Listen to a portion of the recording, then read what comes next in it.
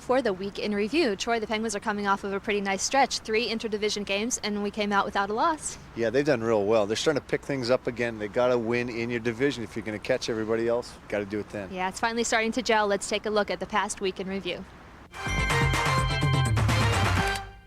The $18 million line, Lemieux, Francis, and Yager stole the show against the visiting Boston Bruins. Francis opened the pen scoring by deflecting a Jason Woolley shot. Lemieux broke a 1-1 tie with his historic talent. Shot save, a rebound, score. Lemieux puts it in and raises his arms to the heavens as he finally beat Ranford. Now I'll be cow kick.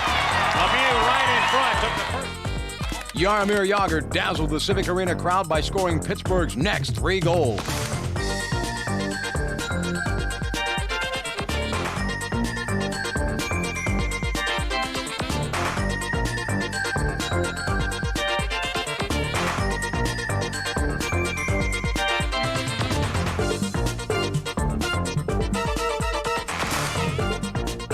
Newcomer Stu Barnes converted a Lemieux pass for his first Penguins goal and the capper on a 6-2 Penguins win. When the overachieving Whalers skated to a 2-0 lead, it looked like a long night for the Penguins. Hope was restored, though, when Kevin Hatcher, playing goalie for a wandering Ken Reggett, made a clutch save. Another key defensive play, this one by Darius Kasparaitis in a shorthanded situation, led to this pretty Peter Nedved goal. Jagr scored one for the highlight reels when he sidestepped Gerald Diduck and scored his league-leading 23rd goal. With just 33 seconds remaining in the second period, Stu Barnes pushed the puck between Jason Mazzotti's pads, giving the Pens a 3-2 edge. Barnes extended the lead in the third by converting a Nedved pass. The Whalers raced back to score twice in the third, and the Penguins settled for a disappointing 4-4 tie.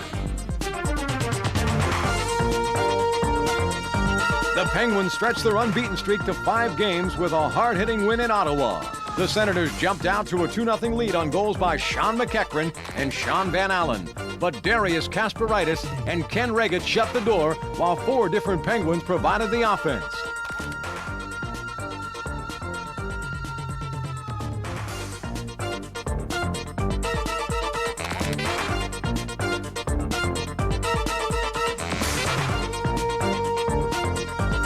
Perfect pass to Francis to Yager. He shoots and scores. The Penguins lead 3-2. Oh, let's go hunt moose on a Harley. What a beautiful setup play that was by the 3 Penguins, Lemieux, Francis, and Yager.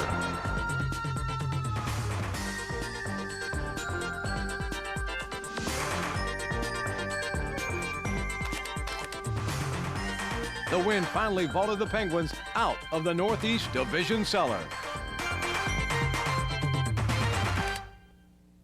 The Players Show, hometown players, Fox attitude. Join host Troy Loney, Steeler Eric Bigram. I'm 5-3 at the Civic Arena. Paced by a strong effort from the Stu Barnes line, the Penguins rallied from a 3-1 deficit to gain the victory.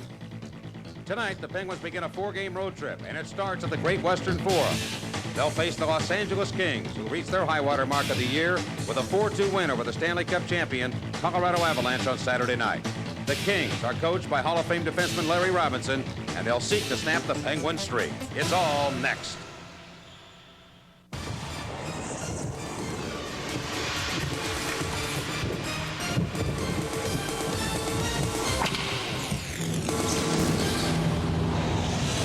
It's a hockey night in Pittsburgh. Tonight from the Great Western Forum in Los Angeles, the Pittsburgh Penguins meet the Los Angeles Kings. Hello again, everybody, and welcome to the Great Western Forum. Well, the Penguins embarking on a 4-game road trip. The Penguins have been on the road a lot this year early in the season, and they'll start tonight here in Los Angeles with a 7-game unbeaten streak. The Penguins are 5-0-2 on this streak.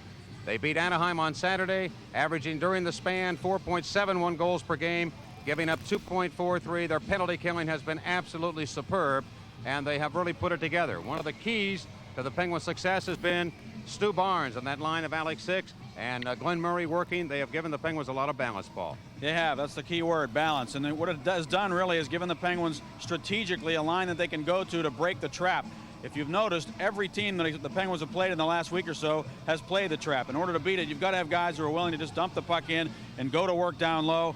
And these three guys, Alex Hicks, Stu Barnes, and Glenn Murray, all do that. Barnes with a goal and assist, Murray with a goal, and Hicks also with a goal in the Penguins' win over the Mighty Ducks of Anaheim on Saturday night at the Civic Arena. They didn't score those goals as a unit, all of them. I mean, Hicks was on the ice with Jaromir Jagr, for instance, when he scored what proved to be the winning goal. But those three guys came up big for the Penguins and scored goals, and you have to have that. Now, having said that, we call them the third line. Thomas Sandstrom plays on what is supposed to be the second line, right, with Peter Nedved and Andreas Johansson. Well, Sandstrom's been scratched the last couple of games. He has not been sick. He has just been a healthy scratch, and he's not real happy about it, but that's the desired effect, I think. They're hoping that he's going to be able to come out here tonight against his old team, the Los Angeles Kings, and make something happen. Sandstrom has not scored a goal in 11 games, and I really think if the Penguins are going to continue to add to that balance, that line has got to produce. I don't know if that Barnes, Hicks, and Murray are really the third line anymore. Right now, I think they're the second line by the way they're producing. Andreas Johansson left that game against Anaheim on Saturday night, but he is scheduled to play tonight for the Penguins. Now, when you talk about the Los Angeles Kings, you've got to talk about a former Penguin, Kevin Stevens, and also Ray Ferraro. And Ferraro has just been a Penguin killer, to say the least. He was tremendous in the playoffs, if you remember, when he was a member of the New York Islanders back in 1993. He always seems to get the goat, really, against the Penguins. He knows how to get down low, work around the net. He kind of sneaks around and comes up with big goals. He's a very dangerous guy. For some reason, it's hard to keep your eye on Ray Ferraro, even though you know you're supposed to be watching him. And Kevin Stevens, well, it's not hard to find him, but he is having a tough time finding the net. He's been getting opportunities, but look at, he's a -10. He's just not scoring the way he is supposed to score for the money he makes. Obviously, he's going to be excited about playing against his old team here tonight. Larry Robinson's been happy with other aspects of Kevin's game, but really, he is paid to score goals. The Penguins, Patrick Lalime, the rookie goaltender, won his first NHL game as a starter on Saturday night, but he will not play tonight. Kenny Reggett says he's healthy and ready to go, Paul. And it's good. I think Kenny Reggett obviously didn't want to spend too much time on the shelf. He does have some pain in his shoulder, but he's able to play. And Eddie Johnson's going to keep his eye on him tonight to see whether or not he feels good enough after the game to be able to play tomorrow night against the Mighty Ducks. Byron Dafoe will be the starting goaltender for the Los Angeles Kings. Last year, he was exceptional against Pittsburgh, particularly in this building. Now, in just a moment, it'll be the Pittsburgh Penguins against the Los Angeles Kings. Sit back, relax, and enjoy it with us. It's all coming up next. Most convenient bank around. Buy Foodland. You'll increase your everyday savings when you say Foodland. Yes. By the Discover Card, proud partner of the Smithsonian's 150th anniversary. And by Cameron Coca-Cola and Coca-Cola Classic. Always Coca-Cola on ice.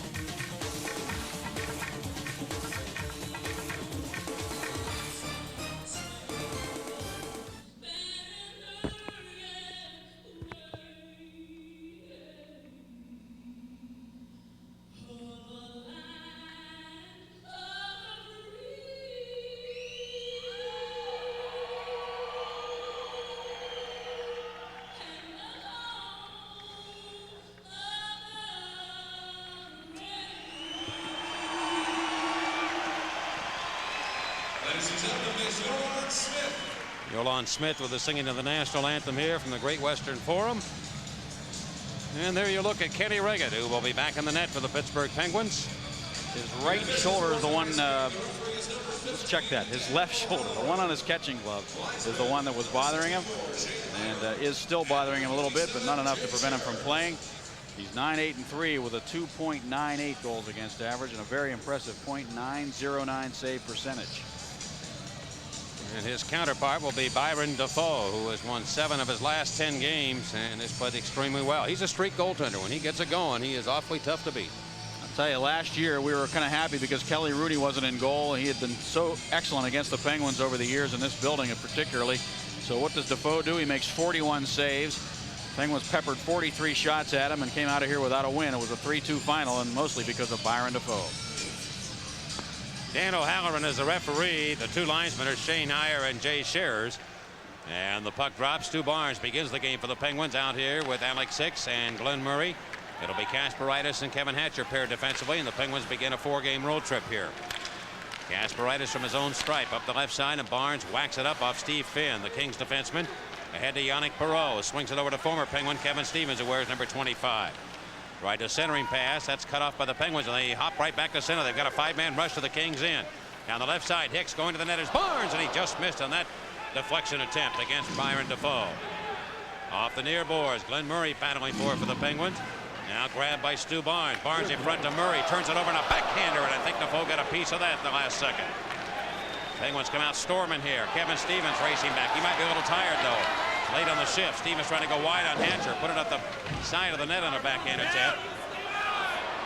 Gasparitis defensively for the Penguins. And he'll step right up to the left of Ken Reagan. Both clubs trying to make a change on the move hurriedly.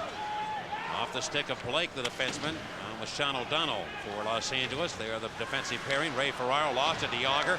Yager, Lemieux, and Francis out here as the Penguins' top line. Wrapped back in behind the net. And Lemieux going after it. He has scored in the last 2 games. Lemieux to Francis. Yager's in front. He has 27 to lead the league. They can't get it out. The Kings will try again. And Rob Blake, their captain, on ahead to Ray Ferraro. Ferraro dish it off to Eddie Olczyk on the left wing boards. Whack that one in behind the Penguin cage. The Kings center. They can't come up with it. And the Penguins do. And here is Yager taking the pass from Lemieux. Left side to Mario. Looks right side. Goes into the slot himself. He has the chance. He tried in the last second to go to Yager. Big defensive play there by Rob Blake to bring it up.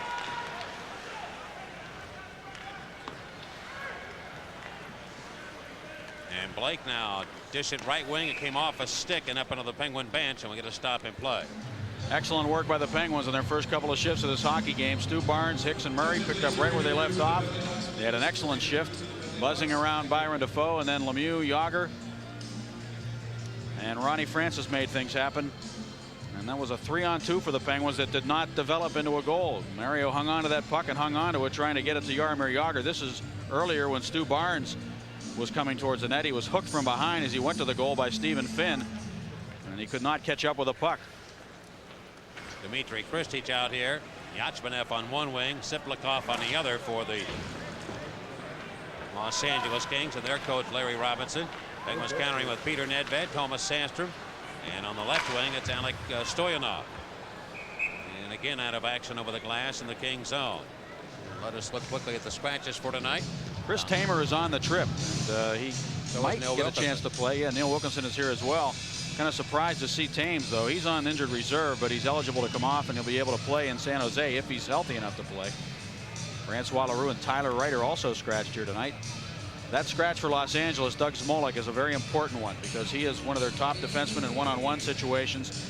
He plays on the top pair, really, that Larry Robinson likes to put out there against the top lines of the opposition, and he is not in the lineup tonight, so that hurts for them. Craig Johnson has the same problem that Tamer has with that stomach muscle pull and Claude Lemieux had. He's going to have surgery tomorrow in Boston. The same doctor that performed the surgery on Claude Lemieux. And Matt Johnson, the youngster, push it up into the Penguins' end. Ian LaPerriere out here to play center ice on this unit. Defoe has to handle the biscuit, and the Kings goaltender in a scoreless game. Throw it around the near side. Johnson trying to work it off the wood, and he does.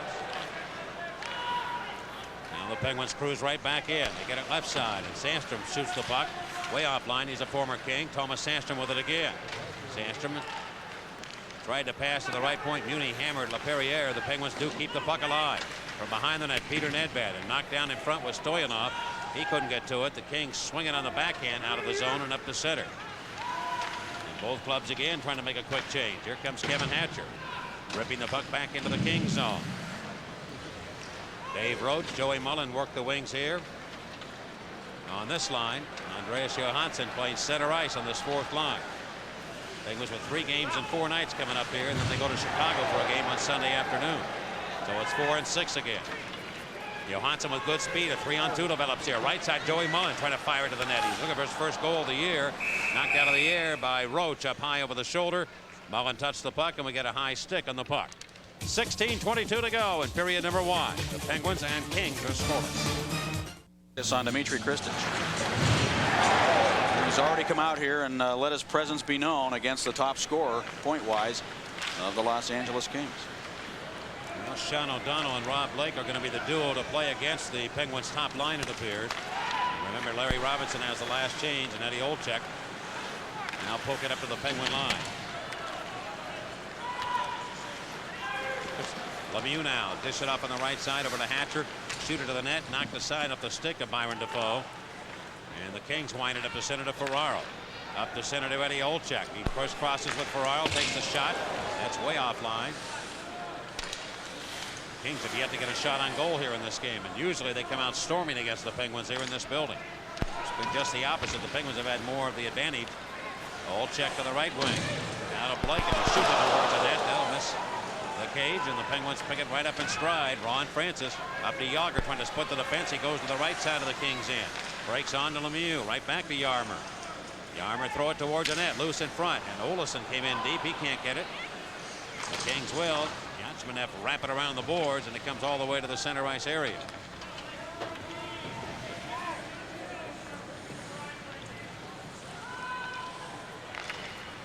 J.J. Daigneault finding a breaking Stu Barnes. Offside on the left wing was Hicks. That little maneuver tossed the Penguins the play going into the zone. I would bet that if you were talking to Larry Robinson right now, he would not be happy with the way things have started off for his Los Angeles Kings in terms of the room the Penguins have been getting at center ice and also in their end. He wants the Kings to play much the way the New Jersey Devils play. They don't have the same people on their bench that the Devils have, obviously, to play that style of game, but he's done a pretty good job of keeping his club competitive. They followed the system, and they're kind of in a win-one, lose-one proposition right now, a 500 hockey club basically, but they're coming off a huge win over Colorado. John Slaney defensively comes on to center. He lost the puck to Alex Hicks. Hicks just flips it in. Nordstrom defensively, the former Ranger. Wheel it back to center. And so as though the Kings right now are playing more in a defensive mode just to keep the puck out of their own end. You kind of get that feeling, Paul, that they have a lot of respect for the Penguins, and they read the papers too. They know the Penguins are on a big-time roll right now and scoring a lot of goals, and I think they're more or less kind of intimidated by him here in the early going. In front, Barnes pulls the trigger. He at the side of the net. Barnes off the far side, centered it out. But the Kings come up with it. Brad Smith, who started the year with Florida. We saw him early in the season. Traded to the Kings. They overskate the play, and they've got three players trapped. And here come the Penguins. They've got a 3-on-2. Nedved, or Hicks now, looking for Barnes. He drops it off instead. Left side, a quick shot, and that's off Defoe as the Penguins pulled the trigger there on the left side. Back come the Kings, and they lose it again. Boy, they are losing that puck a lot just inside the Penguin blue line. Jam back into Los Angeles territory. Blake Boucher took a heavy hit there from behind the net by Stoyanov. Kings do sneak it to the Penguins in. Yatsmanev slap it back in behind the Penguin net. The Penguins go the other way, and a very good effort there systematically for the Penguins to just get the puck out of their own end. Now the Kings getting a little stronger as they come into the Penguins end. Yatsmanev, Siplikov on the right wing boards. Vladimir Siplikov, and he lost the puck too, and the Penguins poke it up the side up to center ice. Stoyanov stopping. On to Jason Woolley on the near side to Muni, and back to Jason Woolley. Finds open space, and all the Penguins now think about a change here. Siplikov coming back on to the Penguin blue line, and he just shoots it in. The Kings want to make their change. 7 minutes gone in the first period, no score. Here's Kevin Hatcher. The Kings won 2 games against the Penguins last year. Here's Roach, right side, looks for Johansson. Can't hit him with a pass. Johansson with a pretty play over to Kasparaitis. Back now to Mullen right there. Wrist shot, glove by Defoe and knocked down. Well, Joey Mullen had goal written all over that one, but he could not beat Byron Defoe. Just got the glove up at the last second. And now the whistle sounds. A high stick on the puck again. 12:40 to go. The early save of the game belongs to Byron Defoe of the Los Angeles Kings on Joe Mullen. We'll return. Sequence. Kasparaitis on one side of the ice taking the long pass from Johansson back across the other way to Mullen. And Mullen was stopped by Byron Defoe. Came out to challenge, stayed up on his skates, and made a good save. This has been a building that has really frustrated the Penguins over the last few years. Bilesma brings it down to the Penguins end. The rookie in front for Eddie Olczyk. The Penguins have not won since the 13th of February in 1988. Here's Yager streaking in. They've been in a lot of games too. Very close games, but they've ended up losing. And Yager comes out of off the right wing board. Circles back around, still carrying the puck. Yager takes off. Olczyk follows him. Yager slided over left point. Daigneault slap shot blocked, and it comes right back to center. Seeing Joey Mullen get that chance earlier, Mike, reminded me that he has a lot of points against the Kings. And here is Lemieux to Yager. Can't shoot it. He played it off the boards. Goes after his own pass. Whack it back in behind the net, and Francis can't flag it down. The Kings have it. Ferraro steer it ahead to Yachmanev. Yachmanev, first shot of the game for the Kings, and that is off Regett's stick. Hopping right back to the Penguins, and going up ice is Alex Hicks. And the Penguins enter the zone offside. Just to remind you that Joey Mullen, having played in the West for many years with the Calgary Flames and also with the St. Louis Blues, has faced the Kings a lot in his career, 58 times coming into this game tonight. He's got 41 goals, 72 points against Los Angeles. The only team he has more points against is the Toronto Maple Leafs. And Mullen came that close to getting his first goal this year. Good to see him back in the lineup. Penguins bench looking on. There you see Andreas Johansson looking up. See the Islanders won big over Phoenix 8-2. Brian Smolinski had a pair in that one. And Smolinski on their top line right now with Anderson. Anderson had 2 goals. I'm sure Smoke had 2. Yeah, well, I heard them say he's going for the hat trick, so I'd have to assume that he had 2 already. Anderson had a couple, but Smoke is on that line, their top line. And bang back to center red, and here's Kevin Hatcher. Penguins shoot it up into the orange seats here at the Forum. Well, if you need a special gift for the hockey fan on your Christmas list, why not consider a Penguins 8-game ticket package. 8-game plans are priced as low as $120, so call the Penguins sales office at 412-642-PENS to place your order and get your tickets for Christmas. That game will be next Tuesday. Penguins play tomorrow night at Anaheim against the Mighty Ducks, Friday in San Jose, Sunday afternoon in Chicago, and Tuesday at home against Boston. Brad Smith and Kevin Stevens on either side of Yannick Perreault. As the puck is spun into the Penguins end. Here's Stevens going head first into the boards. Can't get to the puck, and back come the Penguins again, moving quickly. Peter Nedved on the left wing looks for Stoyanov in the slot. He can't find him, and it was deflected by the Kings. Philippe Boucher on defensively around the left wing. Stevens tried to clear, he couldn't. Steve Finn, and he goes around the far side to his partner Boucher, who does deliver it back to the neutral zone. Puck ahead, here comes Nedved, and taking a pass from Sandstrom. Shot, he shoots and scores. Peter Nedved right over the glove hand of Byron Dafoe, and the Penguins take a 1-0 lead. Oh, call Arnold Slick from Turtle Creek. The flying Nedved gets the goal. Nedved has 8 goals on his last 15 shots, something like that. It's just unbelievable. This is a great play by Thomas Sandstrom. A great play. Watch him deflect the puck if we have it. Woolley moves it over, but he just backdoors it. Look at that play. Open the space wide open for Nedved. And he looked off. Oh, man. And what a shot. Nedved's shooting percentage lately is like 60%. Everything he's shooting is going in. He's not taking a lot of shots, but when he does, it finds the back of the net. Well, he looked off perfectly on Defoe, too. And many people consider now Nedved to have the best wrist shot in the National Hockey League. It'd be hard to argue after watching that shot and a few we've seen this year. Sandstrom and Woolley should assist. Well, we talked about that line in the open. And Nedved has been productive, but if we can get either one of those wingers going on either side of him, particularly Thomas Sandstrom, the Penguins will have 3 very potent lines. And that was a great play by Thomas Sandstrom to set him up.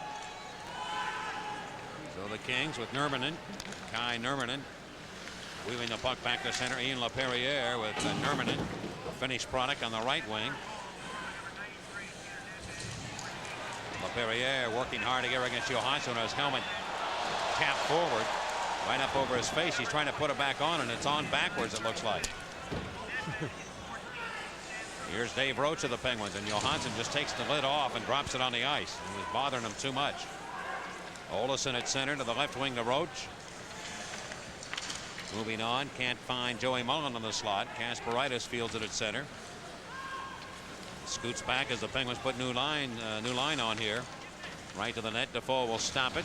Pittsburgh leading 1-0 here in Los Angeles. Lemieux off the left side, stumbled a bit, went over the puck and gets it back. Deal it behind the net to Ron Francis, who was bumped hard.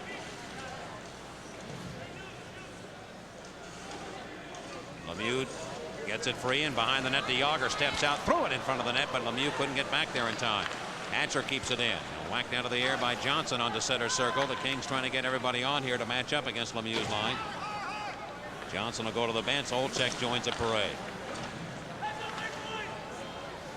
And Bilesman looking the situation over. He's in the slot. The Penguins, Yager hounding Ferraro, putting pressure on Penguin center for Lemieux, and he couldn't quite take that pass. It hit the heel of his stick. Now the Penguins have had the upper hand here in the first period, and they lead 1-0 on a Peter Nedved goal. Mattias Nordstrom knocked down. Penalty coming up against Lemieux, and it will give the Kings a power play. Tripping call against Penguin center Mario Lemieux. Will return to the Great Western Forum. Hockey is not just a physical game. Well, here's where Mario Lemieux trips Nordstrom. As soon as he felt that stick touching him, he went up off his skates and definitely embellished it to draw the penalty. Mario was barking at the referee, Dan O'Halloran, on the way to the box, but the Kings on the power play. And they begin here with a conversion rate of 15.8%, 12th in the league. They'll shoot it wide of the Penguin net on the far side. Siplikov on here with Yachmanev, and Dmitry Kristich is their leading scorer. Kristich is. Siplikov behind the Penguin goal. Skates with it around to the near side. The Penguin penalty killing in this 7-game stretch has been at 92%. That has helped them win a lot of hockey games.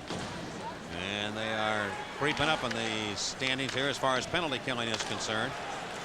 They were dead last for a long time. Siplikov wind it back into the near corner. Kristich comes away with it.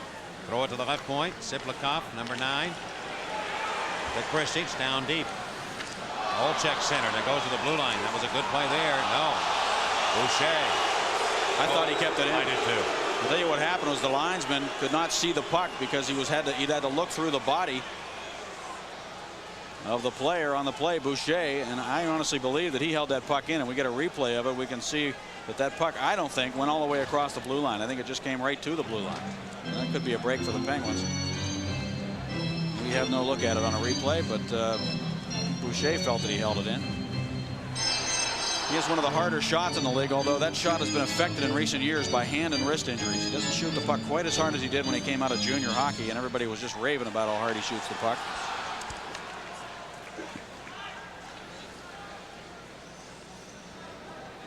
Blake is going to go back here with John Slaney, and they'll work with Stevens, Brad Smith, and Yannick Perreault. I think the Kings will be called for icing, and that does negate the power play for a moment.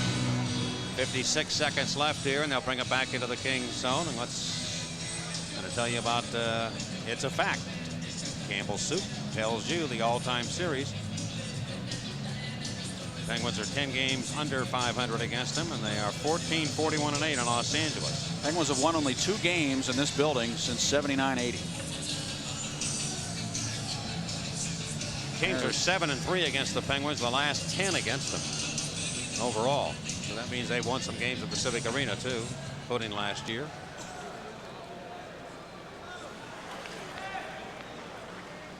Slaney looking for some room. The first power play chance of the night for either club. Brad Smith deals it behind the Penguin net. Reggett, who hasn't seen too much in the way of work in front. It went right by Brad Smith. Blake keeps it alive though. Left side to Slaney, shoots it. That missed. Who's lost his stick? It was Reggett. He has somebody else's. That's Craig Muni, the defenseman. Reggett had lost his stick, and the Penguins do get it out of danger to center. Reggett throws Muni's stick up towards the Penguin bench and gets his own back. And the Penguins rattle it down to the King zone to take the heat out of a hot kitchen with only 10 seconds left now on the penalty to Lemieux. Final rush in. Blake can't hit Kevin Stevens. Stevens, in the 46 games he's played with the Los Angeles Kings, Kevin Stevens, he has only 6 goals. This is the guy that scored 55 and 54 in consecutive years. The cross-checking call coming up here as the Pens, Darius Kasparaitis was flattened. The penalty expires to Lemieux, and the Penguins go to work on the power play. Stevens a guilty party. Well, he doesn't like Darius a whole lot. None of the Penguin players who were part of that playoff series in '93 have a very warm feeling about Darius Kasparaitis. 13:36 the time on Stevens. The Kings penalty to number 25, Kevin Stevens. 2 minutes, cross-checking. Time of the penalty, 13:36. Kings penalty killing has been outstanding. Yep, all year long. They're third in the league. Penguins are second overall in the power play at 23.3%. There you see the Kings penalty killing. Those numbers are just absolutely terrific. Kings have only 1 shot on goal in this game so far, and now the Penguins, you would think, are the team that's going to get the shots on the power play. LaPerriere and Bilesma are the 2 penalty killers. Jam back into the Kings in along the far side. LaPerriere worked it by Jason Woolley.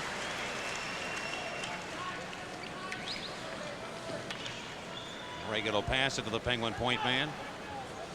And he leaves it for Jaromir Jagr, who leads the NHL with 7 power play goals. Here comes Jagr. Wheel and deal. On to Lemieux. Back to the left point to Jason Woolley. Right side to Hatcher. Moves in. Fakes a shot. Francis takes the pass from him. Down deep to Jagr in front to Lemieux, and he can't quite handle it. It goes back to Jagr. Comes around the net. Out to Woolley. Shooting. Actually trying to make a pass to Francis. It jumped off his blade. Slaney golfed it out on the backhand, and the Kings do drive it up the boards.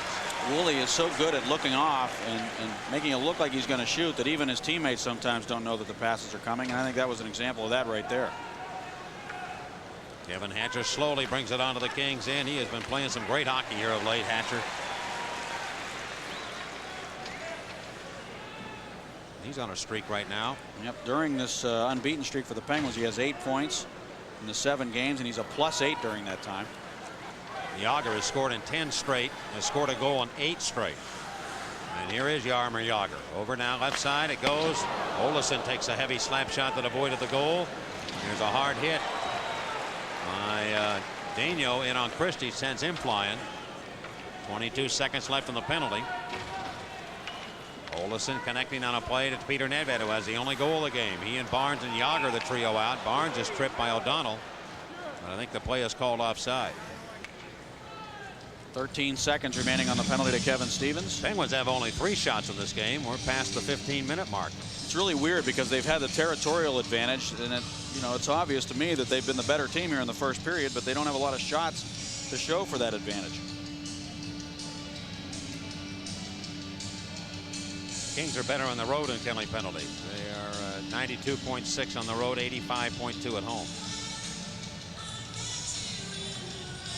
There's that hit on Kristich earlier by Daigneault. Daigneault has really been very physical here in the last several games, and has talked about the fact that he needs to be more emotional as a player. He feels that if he's playing emotionally, then he gets more involved physically, and he seems to have found that niche right now where he really is using the body a lot more.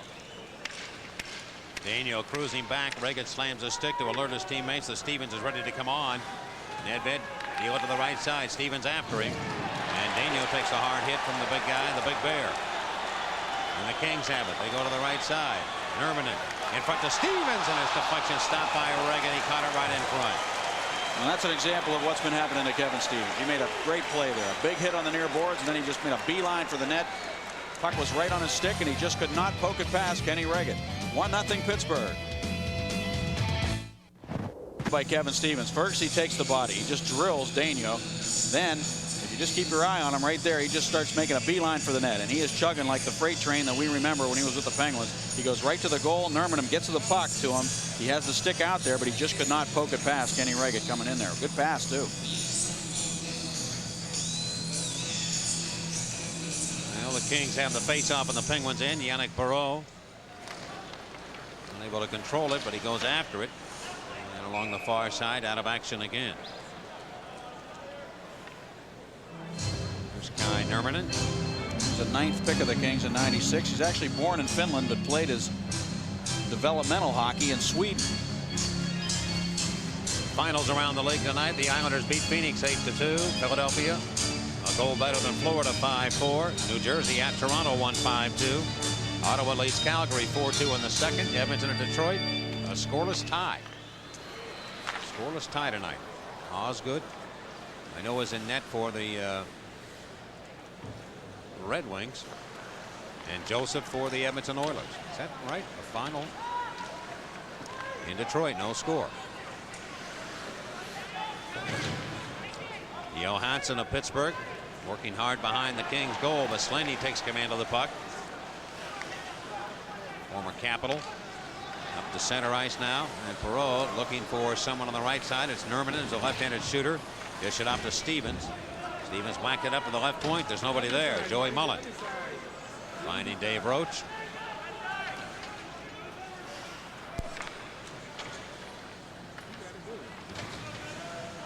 Stevens' little short pass into the right side of the Penguins end, and he goes to the bench here as the Kings change on the move. Craig Muni, the Penguin blue liner, to the right side of Lemieux. Pass behind him. Ferraro with speed. Coming back inside the Penguin line. He gave it away, and Jason Woolley just wheeled it back to the center ice area. Back and forth they go. Eddie Olczyk on the right side. Tried to center. Comes off to Ferraro. Drop pass over. An attempted shot there by Boucher. Blocked. Here's a lead pass. Yager getting to Hicks, and he's taken off his skates by Finn. Francis after the backhander. He just missed the net. Penalty coming up against Los Angeles. Hicks with the puck. Extra attacker on. Yager trying to make it happen here. He goes behind the net, but the Kings do gain the puck, but they'll be penalized with 2:32 to go in the period. The Penguins lead here 1-0. Pittsburgh Penguin Hockey on Fox Sports Pittsburgh is brought to you by Arby's, home of the $5 Roundup. Now that's real value. By your local Chrysler Plymouth dealer, home of the minivan store. And by Pizza Outlet, the taste that screams fresh. To number 29, Stephen Finn. Stephen Finn will pick up the penalty. Top of the penalty, 17-28. Tripping the call. Yeah. The Kings penalty to number 29, Stephen Finn. 2 minutes, tripping. Top of the penalty, Wow, 17-28. good play by Hicks.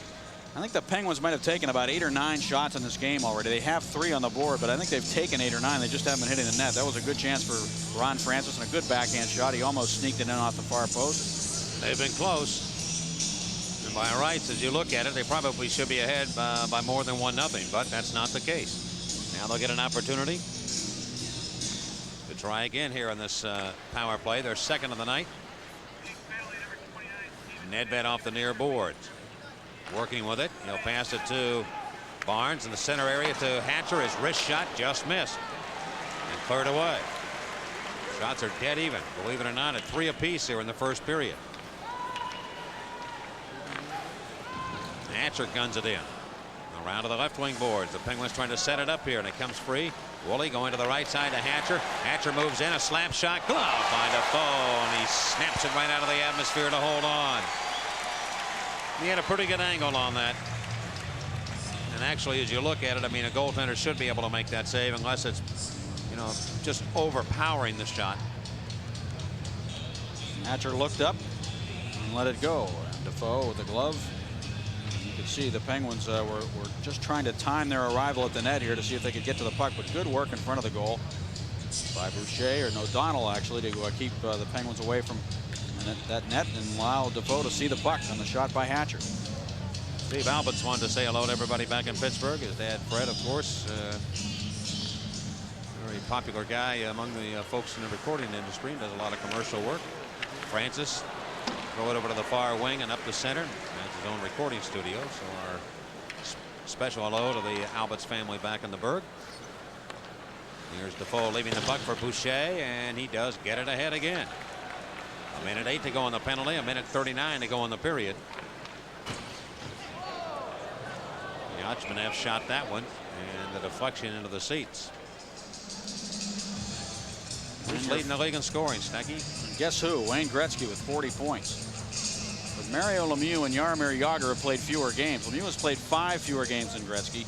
Jagr has played 4 fewer games. And if you look at their average points per game, if they had played as many games, they would be leading the league in scoring right now. And I think it's only a matter of time before you see Lemieux and Jagr at the top.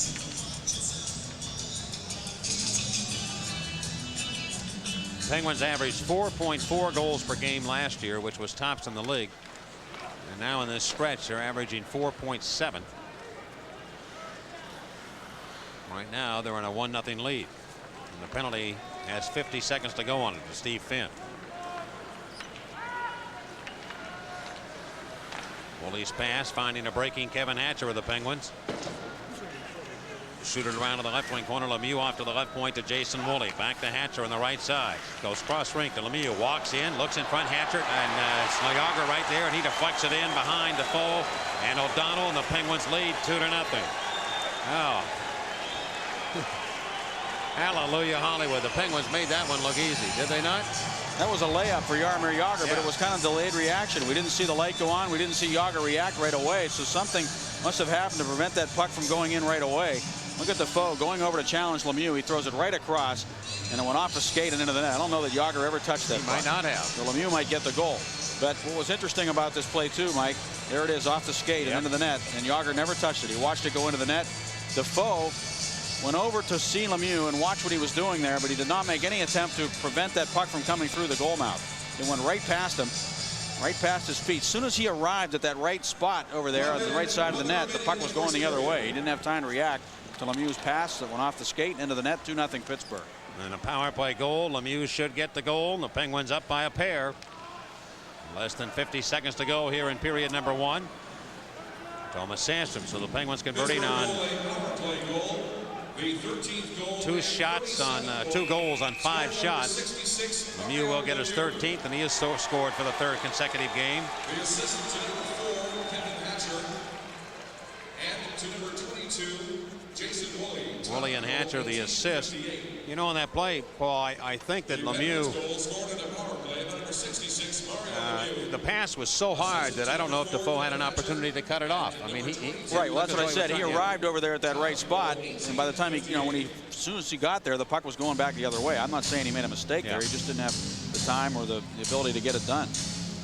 But it went right by his feet. Well, the Kings are stunned here, I think, in this first period. They have not really played their system very effectively here. And there was a little spurt there for about a minute and a half right before the penalty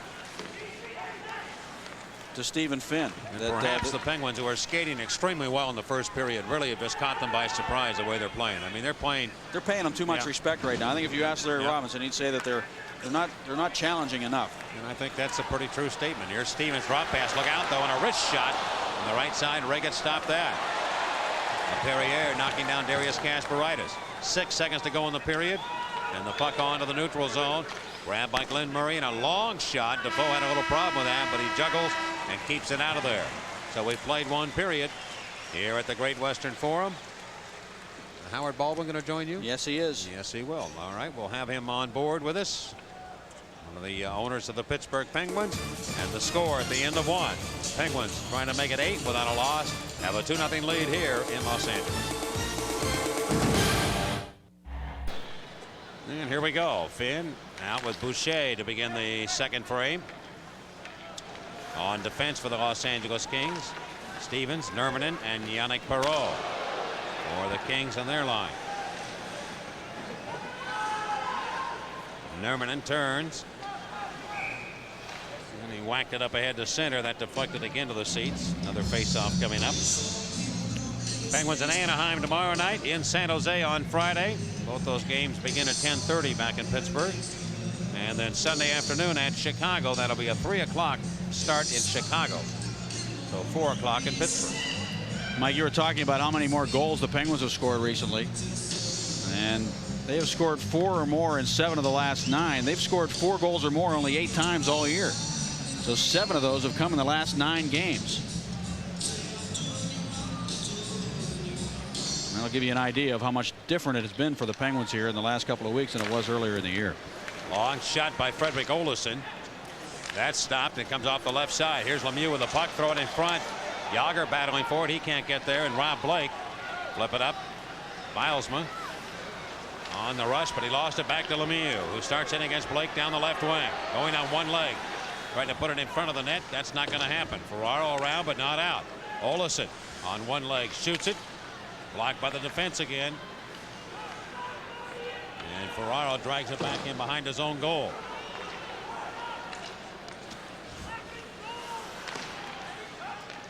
Wristed back to center. This is Olofsson giving the puck to Mario Lemieux. Chop it back in the right wing corner of the Kings end.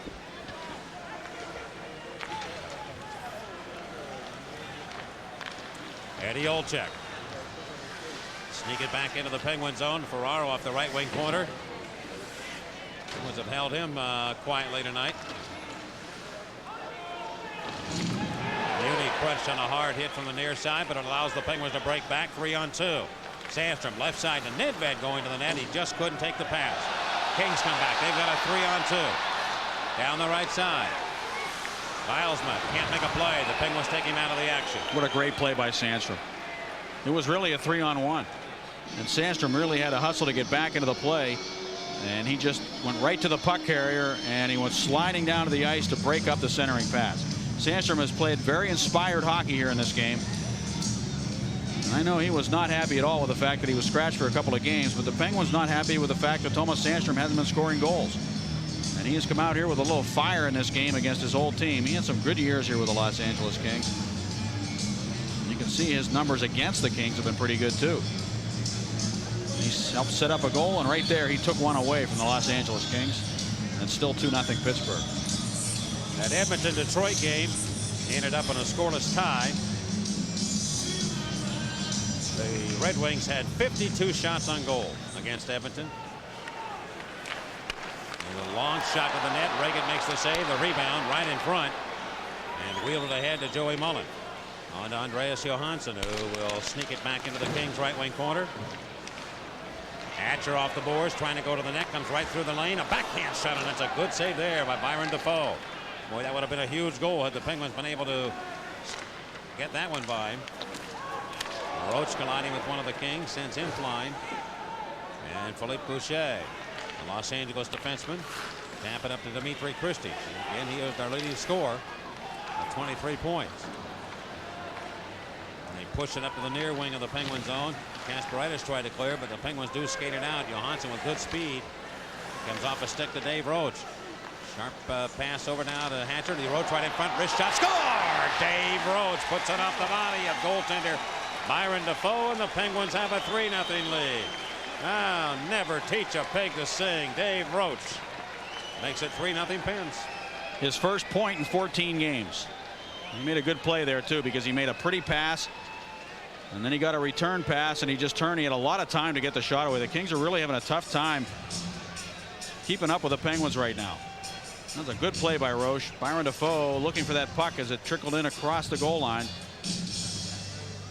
And Mullen in that goal crease area too, and he was sneaking around in there. And right before that, he had done a good job against the Kings defenseman Stephen Finn to kind of tie him up in the goal mouth. Mullen going to the net here on that shift, and he helped, I think, Roche get that goal, because they had to pay attention to Joey Mullen, and Roche was wide open when he shot the puck.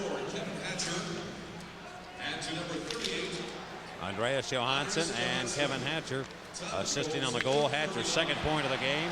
Penalty coming up here as the Penguins pull down one of the Kings in the near corner. That was Brad Smith who was upended. And Los Angeles will go to work in the power play.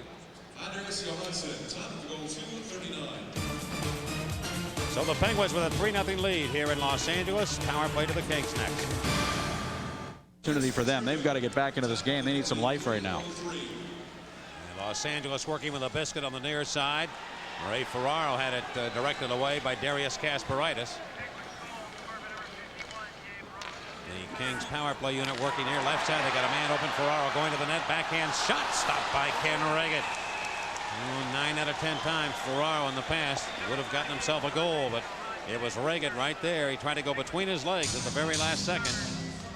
And Stevens also had a crack at it, Mike. He was in there looking for the rebound.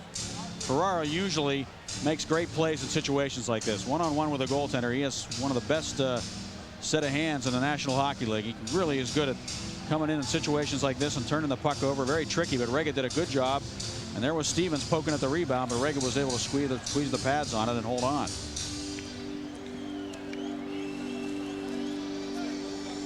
Peter Nedved, Mario Lemieux, and Dave Roach have all scored goals for the Penguins. Back it goes to Rob Blake on the left side. They steer it back now, back to him, and he looks it over. Relay to the near corner. After it, Yannick Perreault in around the near side of the Penguin zone. Kevin Stevens trying to get a handle on it, couldn't. Here comes Nedved. Nedved bursting back down the right side. Going to the Kings end. His wrist shot off Blake comes high in the air. And Eddie Olczyk throws it around to Kevin Stevens. Back into the Kings into Olczyk. Kings with 1:08 to go in the power play. The Kings coming off their biggest win of the year against Colorado on Saturday night. And talking to people here, it was a really entertaining game and a great game. Skating very good. But the Kings have not had that same intensity here in this one so far. Long shot to the net, and it's gloved by Reagan.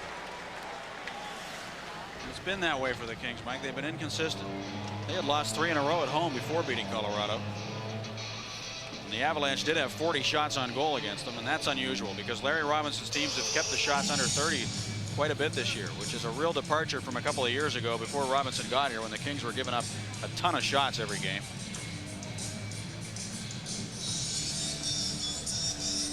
Larry Robinson certainly knows a little bit about defense.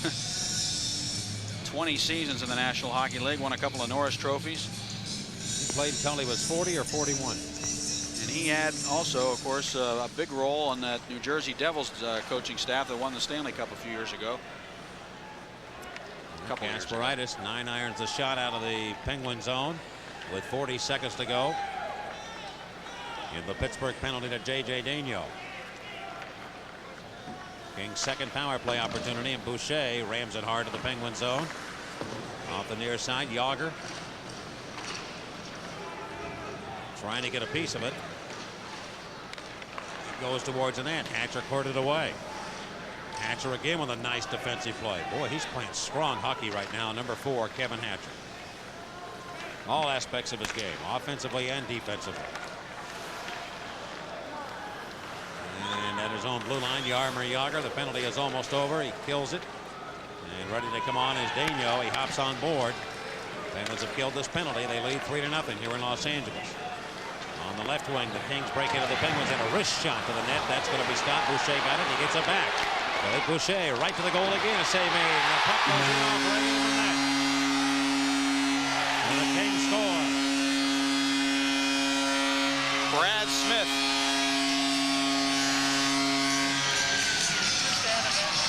Number 11, Brad Smith, the man who'll get the goal. He found a loose puck. It popped up in the air right over top of Reagan and bounced into the net. This is a guy who scored 63 goals last year in the American Hockey League in the Florida Panthers system. He was just traded by the Panthers to Los Angeles, and he showed his hands right there. I mean, that's a goal scorer's goal there. To turn it over from the backhand to the forehand quickly, and not only do that, but also get it up in the air, lift it a little bit over Reagan from in tight. A little bit of leverage is what it requires there. You got to get that stick under the puck and just kind of lift it, throw it into the net, and that's what he did. Beautiful goal by Brad Smith to make it 3-1. Well, the goal at 5:18, and it gives the Kings new life. And here's Stoyanov now battling one of the Kings after the whistle sounds. As the tempers heat up. The assist to number 28, Philippe Boucher. Boucher had that puck come right back to him after he shot it. And that slap shot, Mike, was so hard that it was uncontrollable. And the reason why Reagan was down and unable to stop Brad Smith on the rebound. Boucher's shot was a rising bullet from the point. Slaney gets the other assist at 5:18 the time.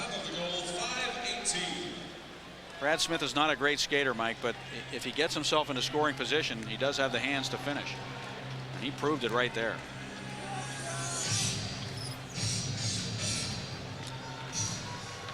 Now a 3-1 Penguin advantage, and Jason Woolley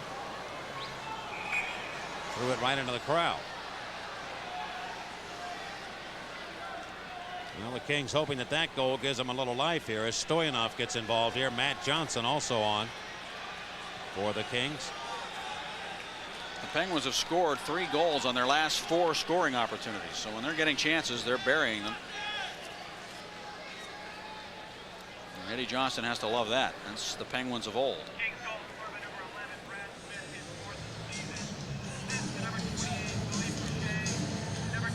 Nedved awaits the drop of the puck, and he beats in LaPerriere on that faceoff. Penguins poking the puck back into Kings territory on the left side. Woolley throw it back in front of the net.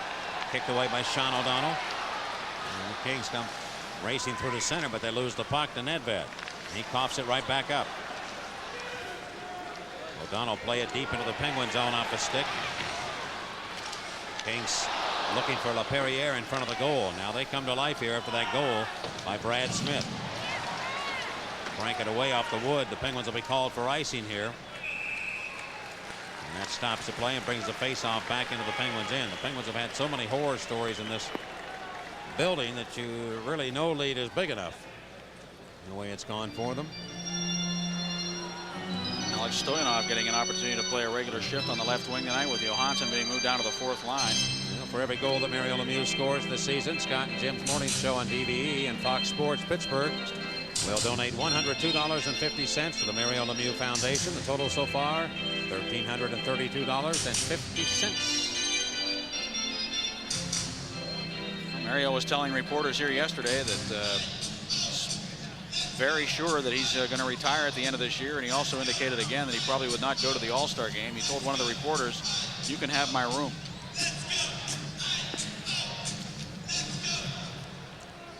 Stu Barnes out here. Would that have been Chuck Finder? I think it was a Los Angeles reporter that he told. No, Chuck told me that he told him the same thing. Oh, then it must have been Chuck. Yeah. And Barnes skating with a puck, trying to look left wing to Johansson. That's not going to happen. Johansson and Mullen, the wingers here for Stu Barnes. Penguins drag it through. Mullen's going to take a slap shot, block. The Kings give it away again, but Stevens hurried it back to center red. The Penguins just dump it in.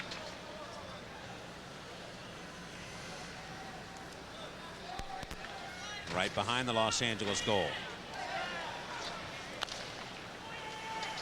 Kings break out.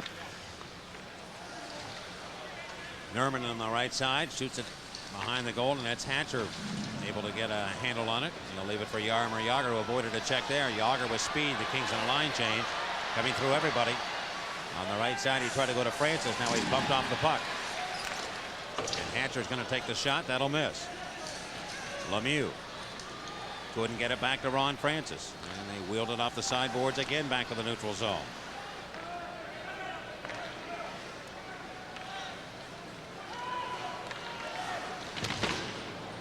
Lemieux just plays it quickly into the Kings zone.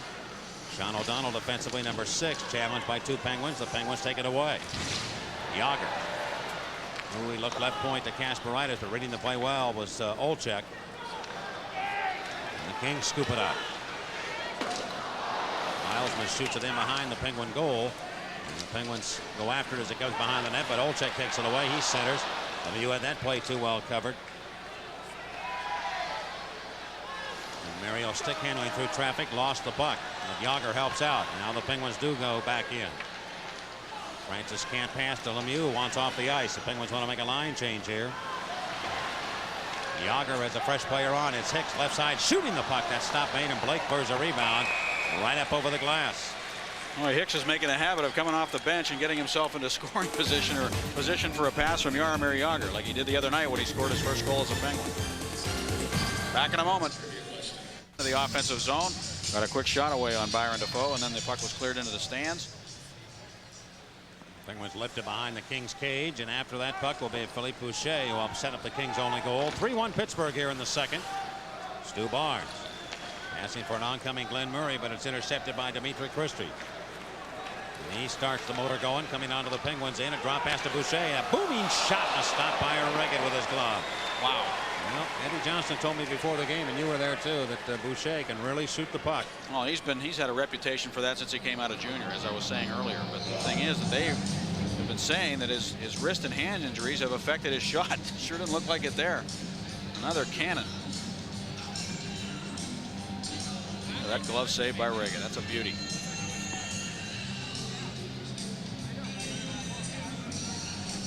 Goalie comparison through this part of the game. We're almost halfway home in it. Boucher right point again. Shoot it back towards a goal. Never got there. Here's an open man shooting. Siplikov stopped by Reggett. Not once but twice. Wow. And Siplikov, I think, thought he had himself a goal for sure. Boy, that would have given the Kings their second goal and put them right back into this hockey game. They're starting to get some pretty good scoring opportunities.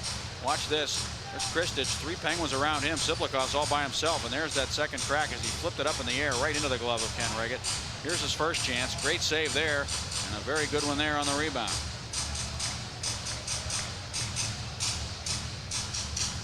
Kings like him. Vladimir Siplikov. He's playing in the Colonial League back in '92-93. He's come a long way. Centered right in front of the net, and the Kings can't direct it in. Siplikov had another opportunity. Boucher will get back. And they relay it to center down to Kristich. Can't get around the Penguin defense.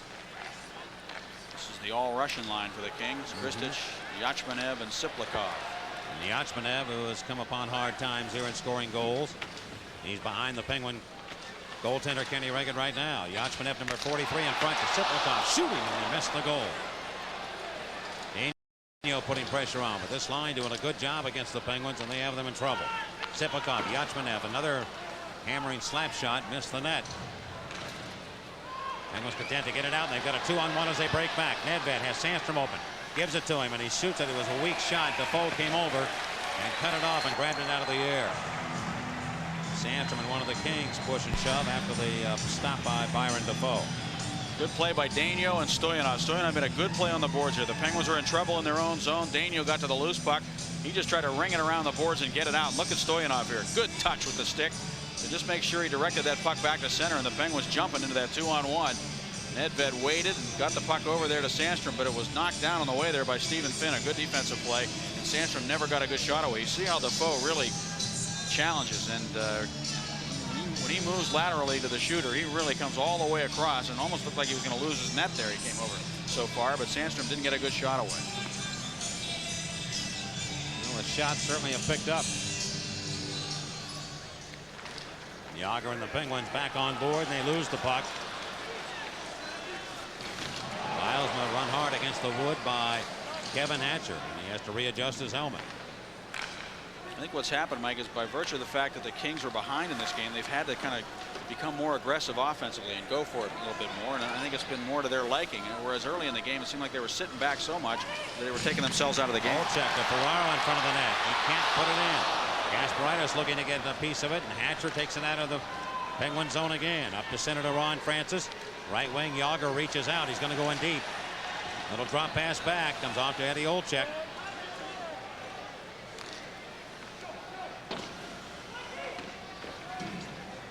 Blake will shoot it in. Gasparaitis bump. Blake again with a puck.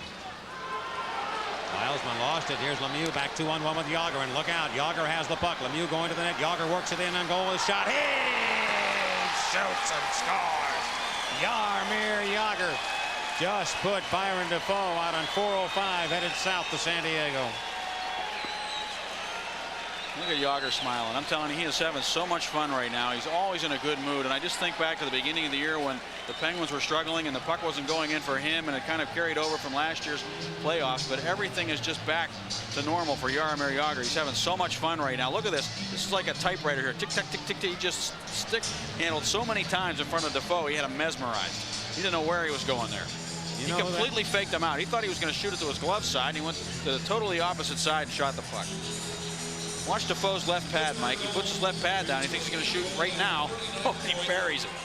What a goal. Is he great or what? The assistant to number 66, Mario Lemieux. Top of the goal, 10-42. Lemieux the assist. Bilesma had lost the puck inside the Penguin line. Yager his 28th of the year in 28 games. The 9th straight game he has scored in. Hard hit on Johansson, sends him down behind the Penguin net. As Kevin Stevens slammed him hard against the boards. He looks like he's in a lot of pain right now. Andreas Johansson, who left the game on Saturday with back spasms, was really tattooed by Kevin Stevens. And skip there. The Pens trainer out to check on him. 8:51 to go in the second period, and we'll return. The Penguins lead here in Los Angeles 4-1. Time. You never seem to hang in there. He may have separated his left shoulder or hurt his broken his collarbones. Skip Thayer was reaching over and touching his collarbone area. Kevin Stevens really drilled him. And watch this. Johansson takes the elbow to the side of the head from Stevens right there. That's a penalty. Should have been called, and it wasn't. No penalty on the play, and he totally elbowed him into the glass, and that glass is to give. An additional assist to number 10, Ron Francis. Goal scoring by Jaromir Yager, assist to Mario Lemieux. He came from a long way to nail him, too.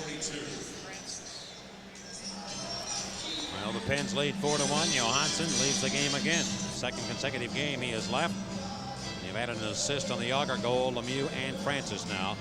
Yager reminded me of another Perot, Gilbert, in scoring that goal. Slaney slap shot. They used to call him the typewriter. Guys used to say we'd hear him come up ice, and that's the way the stick would sound. And exactly the way Yager handled the puck.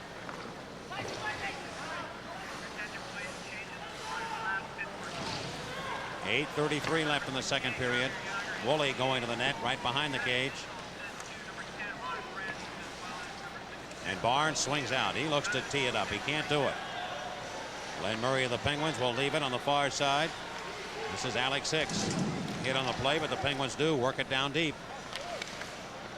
Centered out by Barnes, intercepted, and here's Stevens racing against Woolley. Slap shot. Woolley got over, blocked it. And a good play by Woolley. Good speed. Stevens took that slap shot by winding up that way. It just gave Woolley that extra second he needed to get back, get his stick down, and deflect the shot over the glass.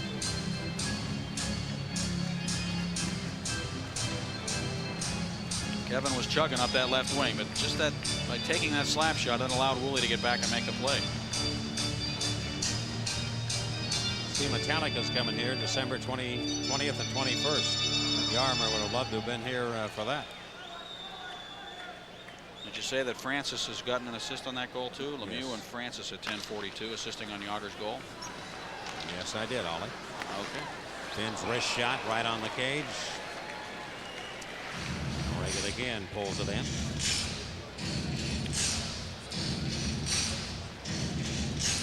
There it is, right off the draw.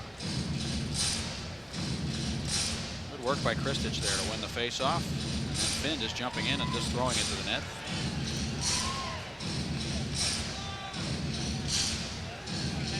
Well, you look back at those saves Reagan made, Mike, on Siplikov, they were huge because that would have made it 3-2 right there, and it would have a whole new hockey game. And now the Penguins have gotten that 3-goal lead again. Stoyanov pass on to center for Thomas Sandstrom. Stoyanov and Sandstrom work the wings for Peter Nedved, who has scored here in this game, his 13th of the year. Lemieux has his 13th also. Sandstrom finding Frederick Olesen offside. Now he'll be going back to see his old teammates in the home building tomorrow night.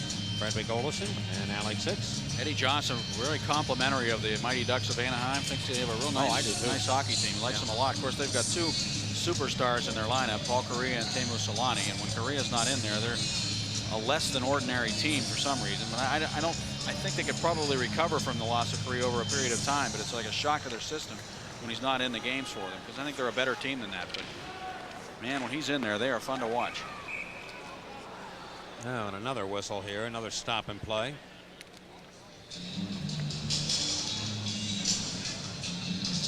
Lemieux's line back on here with Francis and Yager. A lot of empty seats here at the Great Western Forum, and when we were coming here over the last several years when Gretzky was in town, this was the place to be. It was a show place, and all the stars would come out, and this is a star-oriented city. That's why they have Shaquille O'Neal with the Lakers. They made a big trade to get him because they realize that people don't come to the games here unless they know they're going to see a big star. They might have to get one here in Los Angeles. Gretzky's gone. Ian LaPerriere just doesn't cut it. Good player, but Kasparaitis challenged by his counterpart, number 11 Brad Smith, who has the only Los Angeles goal. Francis finds a tall skating Lemieux. Onto the King zone, pulls back and now taps it in behind the net to Yager. Yager comes out, running the screen for him is Francis. They go left side to Kasparaitis. He looks back as he carries it in deep. Took a hard hit. Now to Lemieux, quick shot. That just missed the net. And Rob Blake sends it away to center. Ferraro takes the pass from Brad Smith. Leaving it for Eddie Olczyk, but his pass behind. Two Kings are trapped. Here come the Pens. Yager on right wing. On to Francis. Wrist shot. Partially deflected by Rob Blake. And it's the Kings on the wide open end of it. Smith puts it in towards the goal. Intercepted off the far side by Joey Mullen. Look at the puck to Ron Francis. Leave it for Dave Roach, who is also connected tonight. Penguins lead 4-1 here in the second period. Roach turning with a shot that came off Defoe and almost bounced behind him, but he stops the play, and we get a face-off in the Kings zone with 6:11 to go in the second. A moment ago, Ray Ferraro went down the right wing. Darius Kasparaitis lit him up with a real solid body check on the near side. And it's interesting today, Ferraro came over near the Penguins locker room, and Darius told him to keep his head up. They're former teammates. And they teamed up to really make life miserable for the Penguins in the '93 playoffs, but now Ferraro's got to keep his eye out for number 11, Kasparaitis. Face-off win by the Penguins. Moving it on to Jason Woolley. It'll be Craig Muni.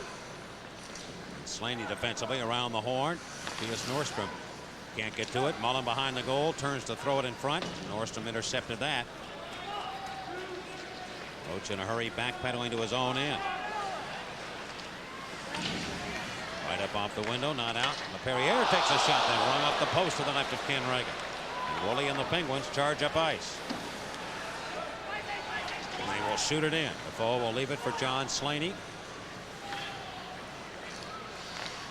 Firing ahead on the right wing to Ian LaPerriere. Another long slap shot. Reagan got a glove on that shot. Daniel coughed it up, sent it in front. Stevens shooting. Good stop by Reagan, and he has it and covers on the rebound. Penguins coughed it up behind their own net, and Stevens had a good scoring chance but couldn't beat Ken Reagan. You can't believe he didn't put it in. And what a play by LaPerriere. He went back behind the net. You rarely see players go back there and try to steal the puck from a defenseman, but that's what LaPerriere did. He took it away from Daniel, then he got to the loose puck, backhanded it in front, and Stevens got the quick release there, but he could not beat Ken Reagan. And that's the way life has been for Kevin Stevens. Watch this. Watch how LaPerriere goes back and strips Daniel of the puck. See guys do that very often. They'll normally let that defenseman kind of hang behind the cage and not commit to him, but that was a good play by LaPerriere. Yannick Perreault, the center iceman on this line with Nurminen and Kevin Stevens. Boucher at the right point, right to the net, kicked away by Reagan.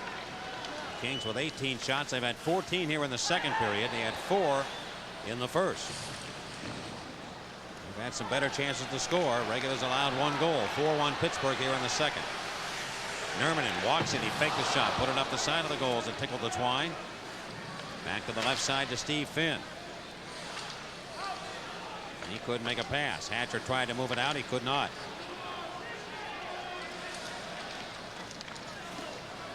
Big battle for it just inside the Penguin line. The Kings have it. They wheel it in the slot. Finn has a shot and he let it go and it just missed. Boucher back around the net. It's all Los Angeles right now. Penguins have had about 3 opportunities to get the puck out of their own zone on this shift, and they haven't been able to do so. A lot of board work going on. A lot of muscling. Nurminen in front. Perreault's there. Can he shoot it? He tries. Now he's at a bad angle and he hit the side of the goal. Back in front, Stevens shooting right on Reagan, and he stops that. And he hurt Reagan on that one because I think his shot went off the right knee of Ken Reagan. He just ripped a wrist shot right into Reagan's knee. Boy, the Kings are buzzing like bees around a hive. Reagan has been very tough. 4:18 to go in period number 2. 4-1 Pittsburgh. Charging, and here's a cross check. He just took himself right into Hicks. Look at Hicks react. Right back with the glove in the face, but Stevens hung in there, got himself the puck here, and he fought himself back to the net and ended up getting an excellent scoring chance. Here's Yannick Perreault shooting it wide of the net off the side of the goal. And then Nurminen threw it out in front, and right there the shot by Stevens, and Reagan covers up. And all that came after the Penguins had at least 3 chances to get the puck out of their own zone. Now Daniel will try again here. He does whistle it to Lemieux in the left wing boards at center. Francis, little backdoor pass to Yager, bursting back into the Kings end, comes down the slot, pass it to the near side, nobody there. We're back told on that the Kings. Johansson has a separated shoulder, Mike. Yachmanev. They can't make anything happen. 3:48 to go in the second period. 4-1 the Penguins have the lead. Daniel around the boards and again on to center, just avoiding the stick of Lemieux. Not far enough for icing. The Kings have to come back and play it. Long lead pass to Dmitry Christie. Penguins making a line change here in front. A quick shot. Yachmanev just missed on the glove hand side of Ken Reagan. Sipnikov can't get it to the Penguin zone. Woolley on right wing to Yager. Left side to Stoyanov. Yager's on an extended shift here. Nedved behind the net, tried to feed it to Yager in front. He can't make that happen, but he still has the biscuit. Peter Nedved to Jason Woolley in front. There's Stoyanov, and hit the heel of his stick. Yager's on the right side. He looks strong right now. In front of Woolley, trying to feather it over to Nedved. That's not going to happen. And the Kings will wrist it up ice. Muni has to go and play the puck. Ferraro knocked him down. 2:48 to go in the second. And lofted by Woolley. He'll take the icing call to get off here. Well, the Penguins with goals from Nedved, Yager, Roach, and Lemieux.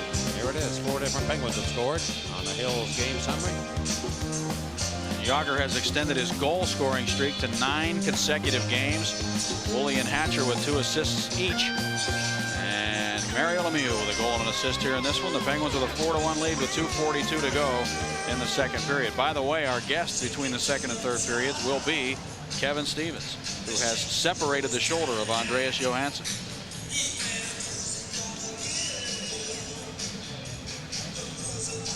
Well, that's at least a 4-week healing process. It's too bad. That's a tough break for the kid. He was playing well for the Penguins, too.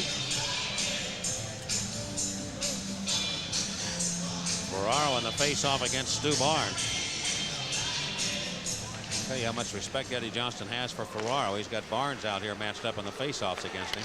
Smith's shooting it. He's had an opportunity to do so, so he plays basically as a checking line here with Mullen and Sandstrom against Ferraro's line. And really, it's been a good checking line because not only does it check, but it also adds a goal or two. We've got Glenn Murray off that right side with Mullen playing on the right wing. Now Sandstrom shooting. That's off the foe. And the Kings clear. Eddie Olczyk.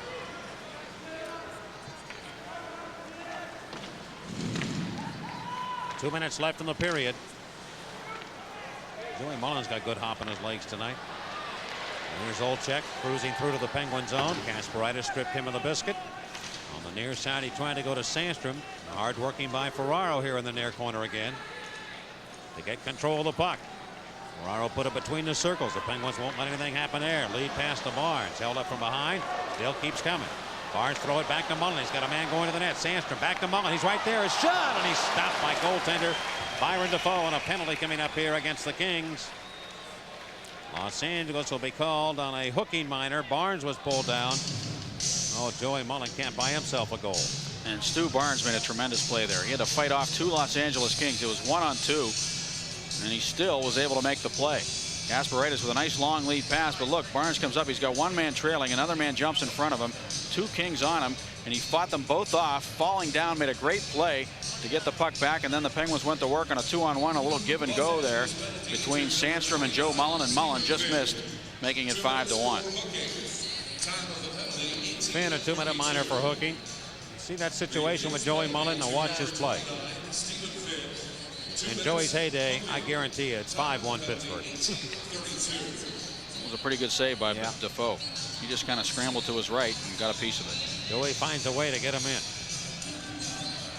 And right now, he just can't get himself a goal. He needs 5 to hit 500. And I know it's eating at him, too. As much as it's eating at Kevin Stevens, and he'll talk about that, I'm sure Joey Mullen's feeling the same way. Hatcher on the power play for the Penguins, 1 for 2 tonight.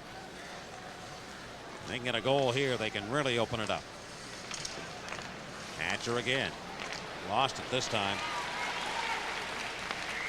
We'll go by the scoreboard clock. The time left in the period, 1:10 to go. Penguins will have the power play the rest of the way or until they score. Always pass not there. 1 minute remaining in the second period. These are precious moments, boy, especially on the road. You can't take anything for granted. You just can't go through the motions here. You've got to try and make it happen and be precise. Yager again dancing with that biscuit. Boy, he's alive. Francis to the left side of Lemieux. He's looking for Yager. He's got it in front of Francis. A deflection. A good save by Byron Defoe. Boy, that line looked like super magic there. Here's Francis again. Back to the near side. Lemieux hacked by LaPerriere. And now somebody else is knocked down here on the near side. Ian LaPerriere. I think that's Woolley. Woolley was knocked down on the near boards. Well, they're falling like flies here in Los Angeles. It has rained for 2 consecutive days. Yesterday, a big tropical storm came through. And it's raining here on the Penguins in this one. We've already lost Johansson. You know that the puck was in Wooley's feet, and LaPerriere really pressured him. That's what the Kings penalty killers do. LaPerriere, Bilesma, they're good at pressuring the point man on the play. He just finished his check against Wooley, and there's the chance for Ron Francis to go with that nice reach with his right pad. I'll tell you, man, that's why people are getting concussions in this league. You saw Wooley's head go snapping against the glass. The same thing happened to Johansson. It's a wonder he didn't have a concussion. We know that he has a separated shoulder. Wooley got rid of the puck, and LaPerriere just finished his check against him. You know, pretty soon, with the size of the players coming in and the way they do get the arms up, I wouldn't be surprised to see them go to some type of football helmet.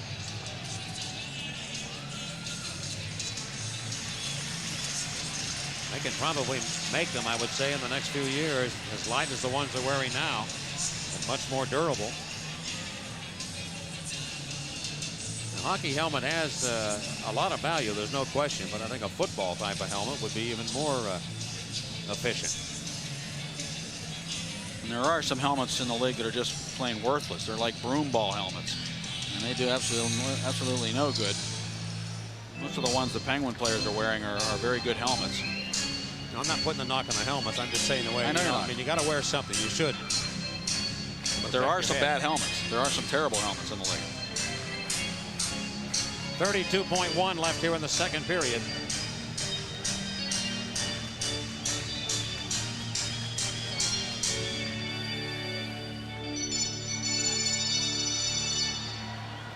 Pulled back by Francis onto the Penguin blue line, and J.J. Daigneault looking for room. Snap it off the boards, and it goes around to the near side. Can the Penguins keep it in? They can't. The period will end with the Penguins leading, and they'll have this power play to carry over to the third period. Here comes Jágr. 8 seconds to go. Offside. Penguins were ahead when Jágr brought it across. Jágr has really gained a lot of confidence again in terms of carrying that puck one-on-one. There are times this year when he looked like he was trying to beat everybody and he couldn't do it. But you get that feeling in the last few games that when he takes off, he really is going to beat everybody. I mean, he's scored some goals where he's gone around 3 or 4 people on the way to the net. Maggie, the Penguins have been off for 2 days, and it feels like they've been off for a week. We played so many games in such a short period of time. That's why I think the Penguins are just so hungry to get out and play, and they played pretty well here tonight, particularly the first period. They'll play again tomorrow night at Anaheim. They're going to try and protect this lead when we get to the third period.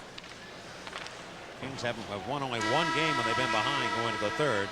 Time runs out in the second, and that wraps it up. So the Penguins have 32 seconds on a power play to begin the third. They score 2 more here in the second. The Kings had 1, and at the end of 2, the score. The Pittsburgh Penguins 4, the Los Angeles Kings 1. Kenny Regan a big part of that. Take just one bite of a Preferred Selection Spiral Sliced Ham, and you'll start talking to yourself. You'll say, "This is incredibly spiralicious. Ooh, that honey glaze." Or, "This is fantastically ham scrumptious." I'll take another bite. Look for Preferred Selection Spiral Sliced Ham. It's getting great word of mouth. Ooh, how about spiraltastically hamonious?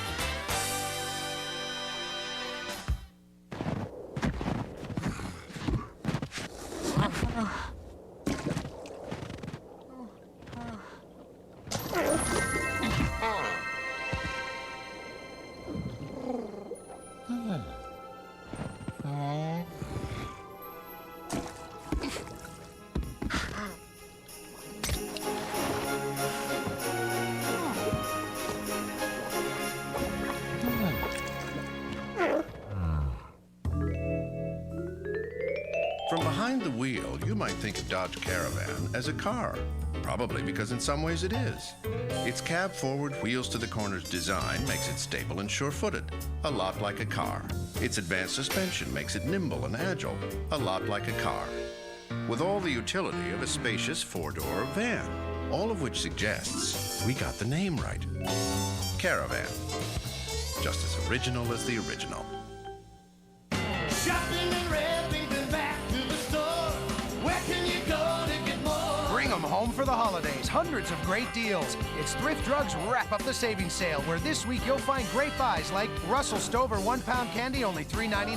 Bags of Bows, just 25 cents each. Plus, save even more this weekend with our Holiday Secret Savings Scratch and Win card. Wrap up the savings that you're looking for. It's Thrift's Wrap Up the Savings Sale. And the one you can trust to save you more. My mother says it was not a risk of fur. She'd rather wear nothing at all. But of course, it is a risk of fur. Briskin Furs at the foothills of Fox Chapel in Aspinwall.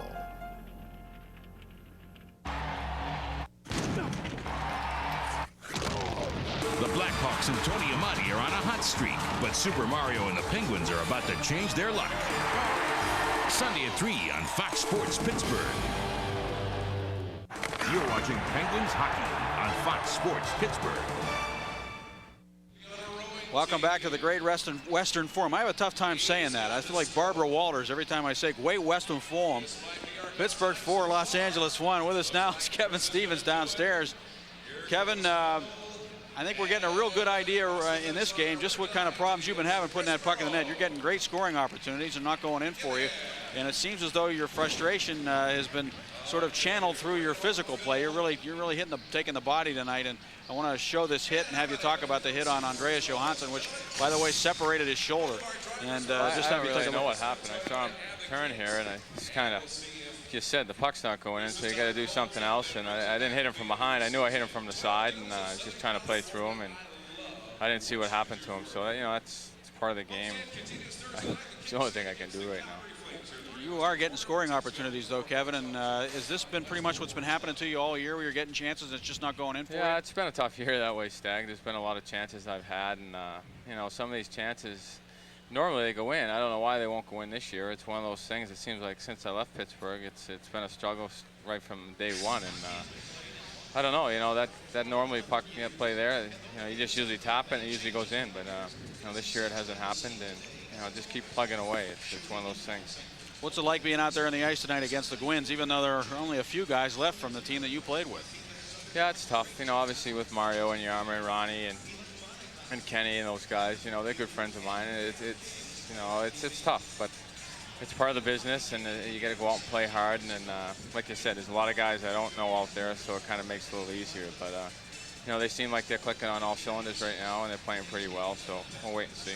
Kevin, seems like in the first period, maybe your team was giving them a little too much respect. I don't know what Larry Robinson said to you between periods, but obviously once you got behind, you were pretty much forced to be a little bit more aggressive out there, and it seemed to pay off for you with a much better second period, but it still hasn't made a whole lot of difference on the scoreboard. What did he say between the first and second that he wanted you guys to start doing? Well, like you said, we did give him too much respect in the first period. I think the shots were 6-3, and we were kind of letting them come at us. But we have to play our game. We're a forechecking team. We don't have too many skill players where we can just take the puck and go up and down the ice like these guys can. As you saw this period, that period there, we had a lot of chances to score goals, but you give them one and it puts it in. We have 10 and it doesn't go in. So it's one of those things where you can't give them the odd man rushes, and that's what happens when we have a young team, and we're just trying to plug away. And we've got 20 minutes, but it's going to be tough, but we'll give it our best shot.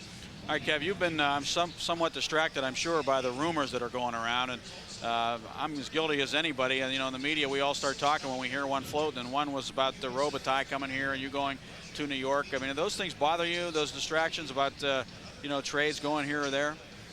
Well, you hear them all the time. I heard them in Pittsburgh when I was there, and I knew I wasn't getting traded there. Here, I don't really know what's going on. It's a situation where it's a young team, and the Rangers, I guess I've talked to different people and heard the same things you have, Stag, and it's a distraction. And my wife's pregnant, it's 7 months pregnant, and that's hard too. So there's a lot of things going on, but you just got to go out and play, and hopefully the game will turn around for you. It's if I play here in New York, or you guys need me back there, maybe up in the booth, who knows?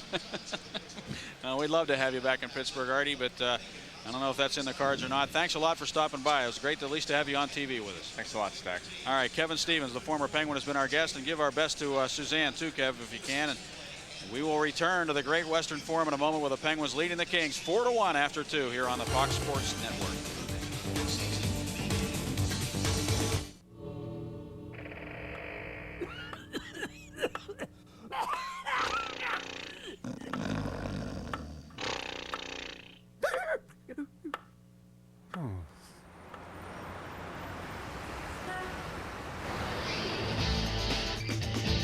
The way of doing business has changed with the times, shouldn't you?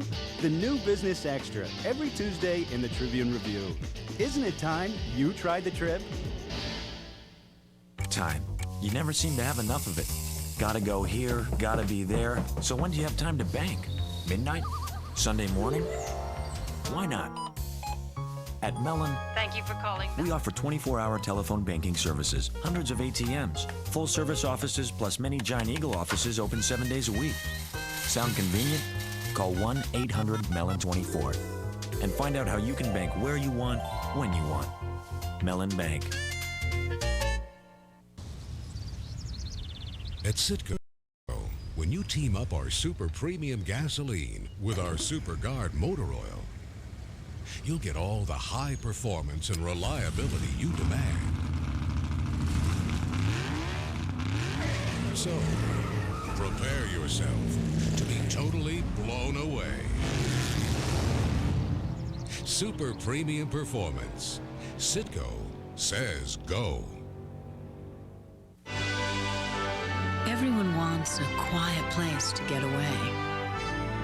Here's one within driving distance. The new Camry. Thanks to a new level of sound-absorbing technology, including a special alloy in the steering wheel to reduce vibration, so the only thing you feel is good. The new Camry. Quieter, smoother, better than ever. This is all your fault. How was I supposed to know? You said the Betsy Wetsy dolls are the future. How was I supposed to know? You read the wish list. It was all high-tech stuff. Well, you told the big guy about Office Depot. How was I supposed to know? This holiday, everyone is turning to Office Depot for innovative gifts from Sharp, like the UX 1100 plain paper fax and Zorus 5800 electronic organizer. Best prices guaranteed. We could start our own small business, as long as we don't get in over our heads. The Pittsburgh Penguins 4 and the Los Angeles Kings 1 after 2 periods of play here at the Forum. And you can see this play here, Dave Roche going to Hatcher. And Hatcher made a good play, sliding laterally, getting the puck back to Roche, and Roche just turned it over quickly, shot it off the pad of Defoe and into the net. And the Penguins had a 3-0 lead early in the second. Roche's 3rd goal of the year, his first point in 14 games. The Kings came back. Boucher shot the puck. He turned around. The puck came right back to him. He cranked it up. The rebound dropped out there where Brad Smith could get a hold of it, and he lifted up over Kenny Reagan. And that made it 3-1. And Reagan made some great saves right after that to keep the Kings from getting back on the board and making it 3-2. And I think the game would have really changed dramatically had he not made the saves he did. And then Yager went to work with Lemieux on a 2-on-1. Nordstrom, the lone man, back, and he just didn't know what to do. He was trying to take away the pass. Yager never decided to pass it. He went right to the net, and Defoe just could not stop him once he got into the goal crease. Yager's 28th goal at 10:42 makes it 4-1, and that's where we stand right now. You can see that the Kings really came on strong in that second period as far as the shots are concerned, and they've outshot the Penguins 21-15. Penguins have cashed in on one of their power play chances here tonight. Penguins still own the odd man rush department, and that has been a big reason why they lead 4-1 in this game too. Just as we saw right there in that 2-on-1 by Jaromir Jagr. Pittsburgh 4 and the Kings 1. We'll be back in just a moment. This is Antonio, a student from Italy. Antonio has developed a taste for America. Except for American food. But then he discovered Pizza d'Italia, made with pure olive oil, sauce from fresh tomatoes, 100% whole milk provolone cheese. Now, Antonio has it all. Pizza d'Italia from Shop and Save. Every holiday, millions come to a very special place. They come for what they know they'll find, and for some new ideas that may surprise them. And of course, they come for help with their mailing needs. Priority mail takes 2 to 3 days. Express mail delivers overnight, even on Christmas Day. The place, your post office. Where more than ever, we're helping you handle the holidays. In an effort to give you more, we gave you more choices than you really wanted. So now at your Sunoco station, we've simplified things to give you just the gasoline you asked for. The 3 most popular grades, plus Ultra 94, the highest octane available. And if you have an idea to make it better yet, we'd like to hear it. Thanks for telling us how to stay ahead. Sunoco, just ahead.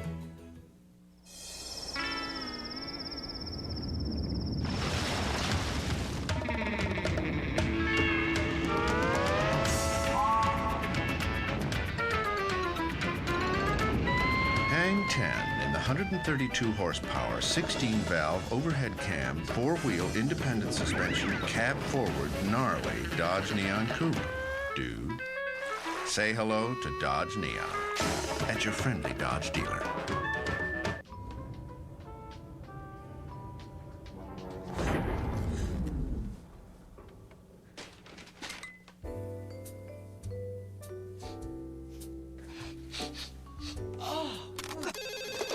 Precious Hotline, what's your problem? We're stuck with skunky beer.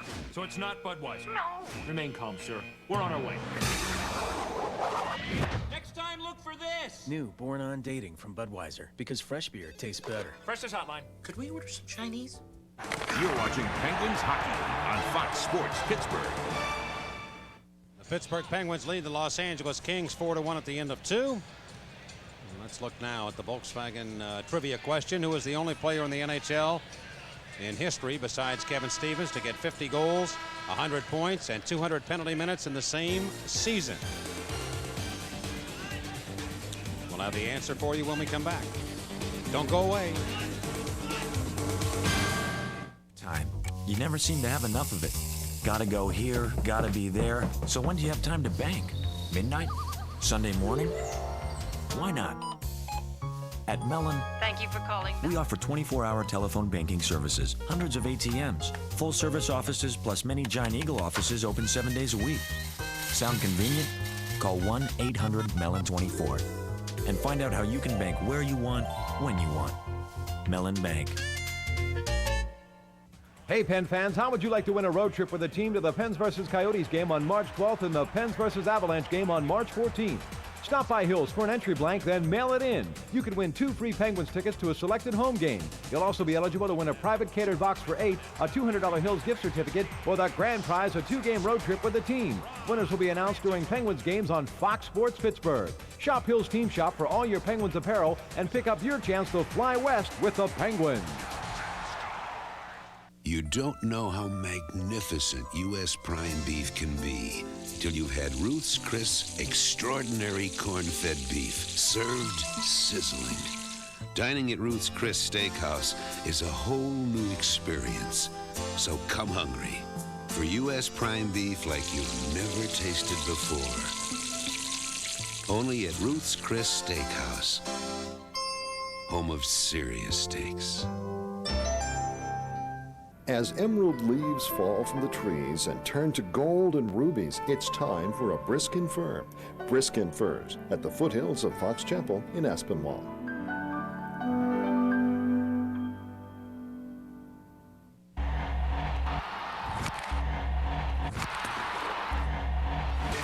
The Cleveland Lumberjacks are out to melt the Indianapolis ice. The Lumberjacks and the Ice, Saturday at 7:30 on Fox Sports Pittsburgh. Pittsburgh Penguin Hockey on Fox Sports Pittsburgh is brought to you by Jeep and Eagle. There's only one Jeep, and it's your all-star Jeep and Eagle dealers. By Midas Systems Experts, what can we do for you today? And by BP. At BP, everything we do is to keep you moving. Here's the answer to the trivia question. Brendan Shanahan, the St. Louis Blues, 52 goals, 102 points, and over 200 minutes in penalty time. We begin period number 3. The Penguins on a power play for 32 seconds to start it. They're 1 for 2 with a man advantage. Francis moves his way into the Kings in off the left side. Mario Lemieux tried to pass to Hatcher, broken up by the Kings, and they move it up ice. Looking here, the Kings with 3 short-handed goals on the year. Woolley with time running out on the penalty. Here comes Finn on. It's over. Drop pass, and they've got a 2-on-9. Lead pass to Finn. He's going to have the breakaway against Kenny Regan. His shot hit the post. Big Ben struck one. Steve Finn with a big chance here to get the Kings quickly back into it. But Big Ben struck one as he rung it off the pipe. And lifted again behind the Kings' cage. Defoe will leave it for Slaney. There's one of those situations where a guy comes out of the penalty box and he gets a chance to score. It was a 2-on-none for 120 feet. Matthias Nordstrom now. He's going to wrist it into the Penguins' end. Reagan will leave it. And slammed around back to the red line. Yachmanev. Siplikov and Kristich. This is the all-Russian line that Staggy talked about. Defoe is going to have to cut it off and play the puck. And from the near side, it comes to Kristich. Long slap shot. Hit the blocker of Kenny Reagan, it appeared. Went wide of the goal. The Penguins have it. Well, you know, sooner or later, after the number of years, and this one's a long way from being over, that the breaks just might go your way. There was a break for the Penguins because Finn could not score in the breakaway. Bouncing puck goes into the Kings end. They outshot the Penguins 17-9 in the second period and ended up outscored 2-1. Brad Smith with the only Los Angeles tally tonight, and Hicks works it away from him, but not out. Right point it comes. And a shot towards the net. Block picked up. Here's a shot by Olczyk, and he missed the net. Ferraro's going to wind it around. Olczyk. This is one of those games where just nothing's going right for you for the Los Angeles Kings. Glenn Murray back on. He streaks into the Kings, and a slip shot just sticked aside by Byron Defoe. Barnes after it in a hurry. Right back in front of the net. Golfed away by Steve Finn. And the Kings come quickly out of their own zone. Ferraro to the near side. Passing up to Boucher, who comes in deep on the play, and the net's dislodged and play is whistled down. Now, where did Steve Finn's shot go? We have that. I think it rung right up the right, the pipe to the right of Reagan on the stick hand side.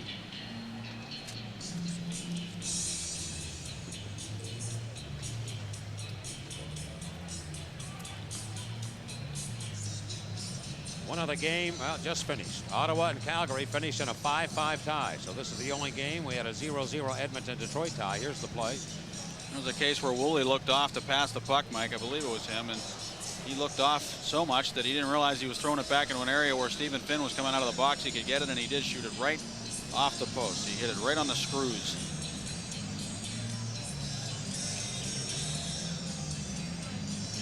I wonder how many goals. Not a shot on goal. Just if you're keeping track at home and want to know about that, because it has to hit on the net and a chance to go in. That one did not, because it hit the pipe. Finn does have a goal this year, but he has not scored a lot of goals in his career. That's for sure. That's not his game. I'm sure he was surprised. Stevens, he went right back in front of the net. The Penguins gather it in. They've got to play smart hockey right now. They lead 4-1 here in the third. You can't get it by Kevin Stevens. On the play to Yannick Perreault. Back to Kevin. He was all over him like a new pair of shoes. Lifted in the air by the Penguins. Back to the Kings' blue line. Nermanen can't take the pass.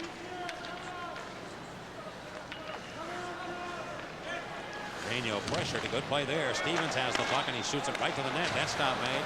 Goes back around to the left side over to Sean O'Donnell. He spins it to the near corner, but Ron Francis able to get in and take possession of it. He flips it onto center ice. Yager steals from O'Donnell. Look at Yager work. Look at him. Making magical moves in the slot. A quick shot, and he's knocked down by O'Donnell. No penalty call. He was cross-checked from behind. Yeah, no penalty call. Crushed. Yes, he did. And Halloran just watched the play. Down the right side, Blake trying to put it in towards a goal. It's off now, left side, and a quick shot. Reagan will make that save. Yager gets himself back up. Bilesman on to Ian LaPerriere. Larry Robinson said he wanted his team to be physical against guys like Yager and Lemieux, but I don't think he meant that necessarily. Blake slap shot. I think the left pad of Reagan. I think he'd rather have his players hit Yager before he gets a shot off like the one he made, or before he makes a great play like the one he made, not afterwards. You got a good view of his number going the other way. You cross-check him in the back of the net. I think he was trying to, but he couldn't get him. Yeah, right. We'll take a timeout. The icing play against Pittsburgh. 15:44 to go in the third. The Penguins 4 and the Los Angeles Kings 1 on Fox Sports Pittsburgh. Santa Bets are coming, Santa Bets are coming, Santa Bets are coming, Santa Bets are coming to yours. Watch out, look around, 'cause we're coming. Coca-Cola Santa Packs, the only real holiday refreshment. Look for this display at your store. Holiday refreshments like we bring. A proper Santa pack, it's always a real thing. Santa packs are coming, so it's Coca-Cola. Announcing the Adventure Discovered Sweepstakes. I've been shopping, big time. It's all right here on my Discover Card statement. Use your Discover Card, and you could win everything on Boyd Matson's statement. Patagonia. It's me. 2 tickets on American. My new Jeep. Plus, you'll join him on a National Geographic filming expedition. It's the grand prize in the Adventure Discovered Sweepstakes. Well, I've done my shopping. Have you? It pays to discover. Watch National Geographic Explorer on TBS. Actually, this was a pretty good hit by O'Donnell on Yager. He more or less blindsided him. He didn't know it was coming. He didn't get a stick involved at all. It didn't appear. He just kind of belted him with a shoulder. He kind of came through with that left hand afterwards on Yager to the side of his head, but Jaromir appears to be all right. There aren't many players in this league more durable than Jaromir Yager, if any player in the league. Take hits like he does and just get up and dust himself off and get right back into the play. In fact, as we saw in Washington last week, come after him and he will make you pay. O'Donnell's a big boy. He's 6'3", 224 pounds. This face-off gathered in by Kasparaitis, the Penguin blue liner. And around off the boards to center to Thomas Sandstrom. Penguins leading here in this one in the third period, 4-1. Sandstrom lost the puck. Got Smineff. Poke it back into the Penguin zone, and Hatcher from behind his own cage. And around the boards again just to clear the area. Elias Nordstrom, the Kings defenseman, paired out here. Working with Philippe Boucher. Kasparaitis in a little trouble, but the Penguins do. Guided ahead up to center. Hatcher makes the play to Peter Nedved. Little drop pass, and now Sandstrom trying to connect to Joey Mullen. Penguins run into one another. Mullen and Nedved both went to put a check on one of the Kings, and they gave each other a how do you do. The Kings on the right side, back into Penguin real estate. Centering pass cut off, and the Penguins go the other way. Joey Mullen might be a little late on the shift down the right side to Barnes. Barnes back to Mullen, and he fanned the shot. Run! Sandstrom can't turn it into the net. Sandstrom on his knees now to Joe Mullen. And Joey Mullen put it back in the corner. It's played away by the Kings. Siplikov got it out of danger. Release pass. Mullen can't touch it. This will be an icing call. And Finn to put the stick on it. It was a good play by Mullen at center ice a moment ago. He's coming through. He kind of pulled the puck back so that he could buy himself an extra second of time to then move the puck on a headman pass to Stu Barnes. Barnes carried the puck in across the blue line. Mullen realized that he wasn't going to be able to make the play if he kept skating, so he kind of slowed down, changed speeds, and made the play. You'll have to take my word for it.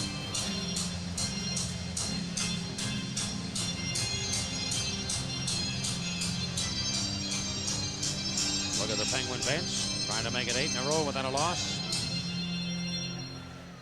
Trying to win their 4th consecutive road game after going 0-11-1 on the road to start the season.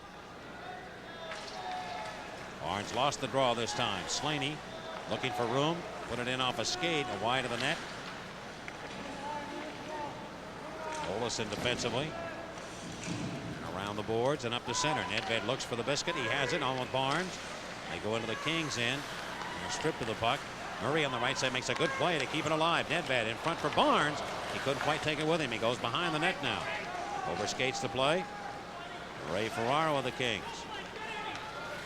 Sneaking up to center. And Eddie Olczyk. They'll just softly send it behind the Penguin goal. Daniel trying to clear. The net comes off the moorings. We're going to stop and play again. Well, I understand, Mike, that the Los Angeles Kings have 2 first-round picks coming up in the summertime. And the draft, of course, will be held in Pittsburgh. So Larry Robinson should be getting some help in the next few years. And that's a departure for the Los Angeles Kings, who have traded their first-round pick so many times since 69, 70, 71, 72, 73, 74, 75, 76, 77, 78, 79, 82, 83, 89, 91, 92, 93, 4, and 6. All those years, the Los Angeles Kings traded their first-round draft choice. That's hard to believe. And some pretty good players were taken with some of those picks, too. We've talked about it before. Raymond Bourque, Tom Barrasso, Ron Duguay, just to name 3 of them. Well, the Kings definitely in a rebuilding process here. Trying to patch it together, and they're almost at 500. The Penguins, if they win tonight, will be 1 game under 500 where the Kings stand now. Their goal was to try and get to 500 by Christmas. And conceivably, they can be above 500 before this road trip is all done. And they're starting to climb in the standings, too, in the Northeast. Lemieux's wide open. Yager hits him with a pass. Behind he goes. In on goal, his shot. Stopped by Defoe. Oh, my. What a pass by Yager. Byron Defoe stopping the big goal there by Lemieux, which might have wrapped it all up. That was a long bomb from Jaromir Jagr to Mario Lemieux. 60-foot pass. He just gained the blue line when he made the pass. Right on the tape. And Lemieux has not been deking the goaltender on breakaways this year. He has shot the puck on every occasion. And that one went off the cuff of Defoe's glove and dropped right down to where he could freeze it and hold on to it. So the Kings remain down by 3. They're looking for a little late lightning themselves. Up to center. It goes to Kevin Stevens. Stevens shoots that one way offline. Lemieux throw it up ahead of Yager with a burst of speed. Boy, he looks so strong tonight, Yager. In on towards the goal area. Poke checked away by O'Donnell, who has a stick. Somebody's lost a stick. It's Yager. And O'Donnell with the puck. Rink wide pass. Moved up now, back down to the Penguin line, and Hatcher getting possession of it. This was a game in the first period where the Kings, I think, were more in awe of the Penguin offense. I agree. And watching it and seeing it, but that's the way it goes sometimes. And the Penguins had a 2-0 lead at the end of 1, and should have had more. And Hatcher, 1-on-3 to the Kings in. He tries a little stick work of his own.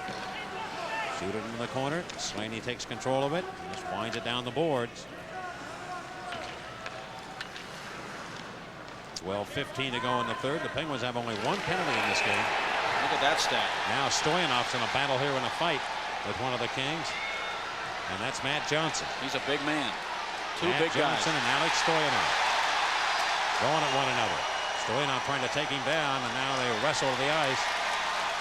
Matt Johnson is huge. 6'5", 230 pounds. Now he and Stoyanov get a little matchup. I wouldn't be surprised if they fought before, Mike. Stoyanov played at Windsor, and Johnson played at Peterborough. We'll be back in just a moment. 4-1 Penguins. Every holiday, millions. Now Boucher has to go back, and Yager's a fresher player. And Defoe has to ramble out of the net to play the puck away from Jaromir Jagr. Penalty has expired. Olesen comes on. Kings have it. They wrist it towards a goal. Was deflected. Kai Nurminen spun around by Kevin Hatcher. Now off to Kevin Stevens. And they'll go to Yannick Perreault. To Stevens in the slot. Lost it to Lemieux. Mario now has overextended a bit here, and I think he's going to get to center red and shoot it in. He does. Under 10 to go. Penguins playing pretty smart hockey right now. They got the lead by 3. Well, they're just playing their 1-4 delay the rest of the way. 1 man up, 4 men back. This is Perreault skating with speed. He had a poke check. Dave Roach, who has added a tally tonight for the Penguins, his 3rd goal of the year. Jagr, Lemieux, and Nedved, the other goal scorers, if we join us late. And that would be pretty late, because we are in the Night Owl Club, are we now? Oh, yeah, way into it. You are a member. We do that at midnight. Sandstrom turned it over, and he couldn't feather it to the far post. The Kings just have to clear. Well, the Penguins losing Andreas Johansson. A hard check from the far side. Now one of the Kings is knocked down. Fredrik Olesen is going to draw another penalty here. He was taking exception to the hits that are coming here, with Kings just lining guys up coming from 30 feet. Of course, Kevin Stevens has been the guilty party here tonight for Los Angeles in that regard. But that was a hit there that was similar to the one Stevens put on Johansson.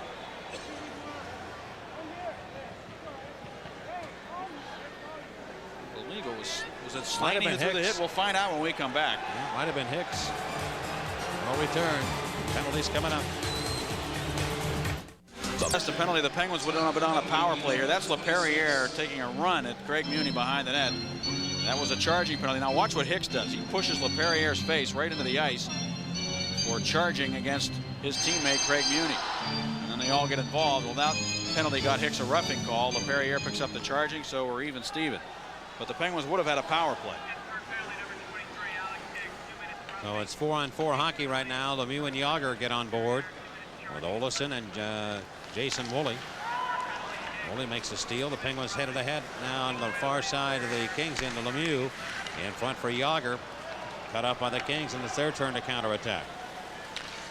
Ferraro gains the blue line and shoots the puck in. Olesen in traffic does a good job of working the puck up the right side to Mario Lemieux. 66. Crisscrossing with Yager, gives it to him. Yager trying to get in around the net, and the Kings tap that away from the goal. Yager with Olczyk on his backside, leaves the puck for Mario Lemieux. He comes in the slot, try to pull it behind him, and he couldn't quite do it. Now Mario's going to come off the ice. He has scored some pretty goals here in the games that he's played. He hasn't played a whole lot of games here, but has scored some pretty goals against the Kings. Last time the Penguins won in this building was a real show that Lemieux and Paul Coffey put on. It was a 7-5 win. Remember that night, Mike? Yeah. Slaney to the net, and Riggett off his stick right up in the air and holds on to it. 7:24 left here in the third. And the Penguins lead the Kings 4-1, and travel is provided by U.S. Air, offering daily nonstop service from Pittsburgh to Los Angeles, San Francisco, and San Diego. U.S. Air to the West Coast. Shots 29-19. The Kings have the advantage. We talked about all the goals the Penguins have been scoring, but Kenny Riggett has allowed 2 goals or less in 5 of his last 7 starts, and right now he's working on a 4-1 lead with 7:24 to go in regulation. And he had a big second period for the Penguins, allowing only 1 goal. The Kings had 17 shots. Barnes stumbles over people, does come to center ice and onto the Kings blue line. Puts the brakes on right in front to Sandstrom, trying to feed it right behind Defoe, and he sprawls to make the save on Thomas Sandstrom. But Sandstrom is getting good scoring chances here tonight. On the right wing, the Kings storm back. Siplikov trying to get the puck to Boucher, and he can't do it. Good play by Kasparaitis. And he recovers to move the puck up to Thomas Sandstrom. Lets Barnes take command of it. Hatcher on one leg comes in. Barnes wants the puck. Hatcher one-arms it. Made a pretty play recently with a one-arm pass, and now he's using just one hand. He gets the puck to Barnes, a slap shot right to the net. Kevin's showing us a little Lemieux trick there. Putting on the Ritz. Yes, he is. Hatchie's one-arming it, back behind the back. Yeah. He looks like Michael Jordan out there. Yeah, he's in a different zone right now, Kevin Hatcher, and he's playing great hockey. Kevin Stevens dump it to the far boards. And the Kings, Blake shoots it, stop, rebound, right to Kenny Riggett as LePerriere had an opportunity. I'll tell you, LePerriere, though, you talked about he's not Gretzky, but he's had a pretty good game. He's one of their better players tonight. Yeah, he's an aggressive player, an in-your-face type of player. I like him. How many goals has he scored this year? Not many. He plays on the 4th line, so. Watch Kevin here. He's got 2 goals in 24 games. Yeah, he wore the same number as the great one, Bobby Orr. Look at that. He's got the stick. That's great. That right hand halfway down the shaft, and he had good leverage on the puck and just hanging onto it. Made that little behind the back pass. Did they learn that at the gym in Detroit too, Staggy? I don't think so. No, not that one. I think he learned that on the boat with the fishing rod. Deep sea fishing. Probably chasing the dogs around. On the leash, that's what happens. The leash, the dog runs around, ties you up, turns you around.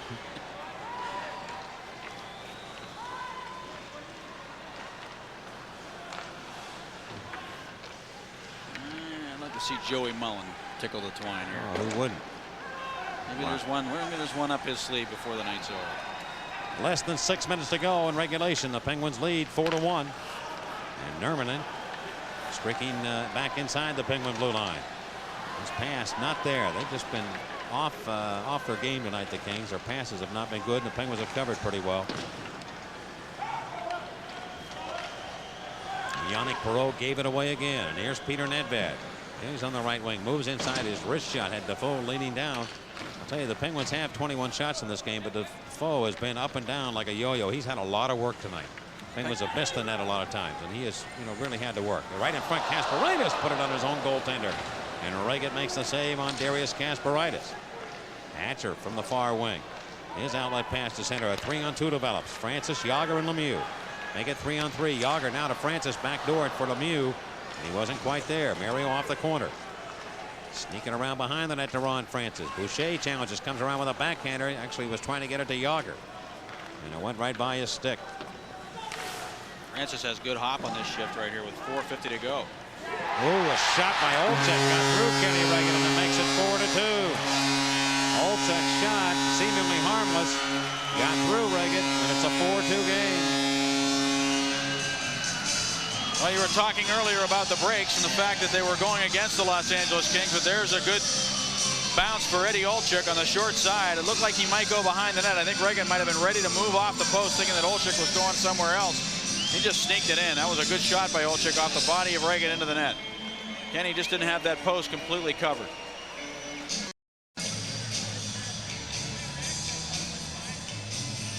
He didn't really move off the post at all. There just was a slight opening there, and Olczyk happened to find it. Number 8. Eddie Olczyk having himself a pretty good year. So that makes it 4-2. The Kings have a little life here going down the stretch. Boucher adds another assist. He has 2 tonight. Olczyk cruising back into the Penguins' end. Tried to put it in front of the net. Blocked. Picked up again by Eddie Olczyk. Can't get it behind the net. Penguins banging away at it. It goes behind the goal to Ray Ferraro. Ferraro turning, looking.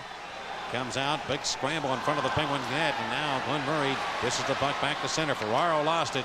Here's Barnes. Scooting back into the Kings and a drop pass to Murray, and it's gloved out of the air by Defoe, and he drops the puck right up ahead of Ferraro, and he has a man breaking. That's Olczyk. He is hit on the play and knocked off his skates. Boy, Darius Kasparaitis had him lined up again. He did, and he didn't take him cleanly. I mean, full. And they played, of course, in New York. Olczyk played with the Rangers, and Kasparaitis with the Islanders. Here is Eddie Olczyk. He might be a little tired here in this shift. Drop pass, though. Yashmanev shooting. That's going to be deflected. The Kings trying to stage a big comeback here. Kristich in front.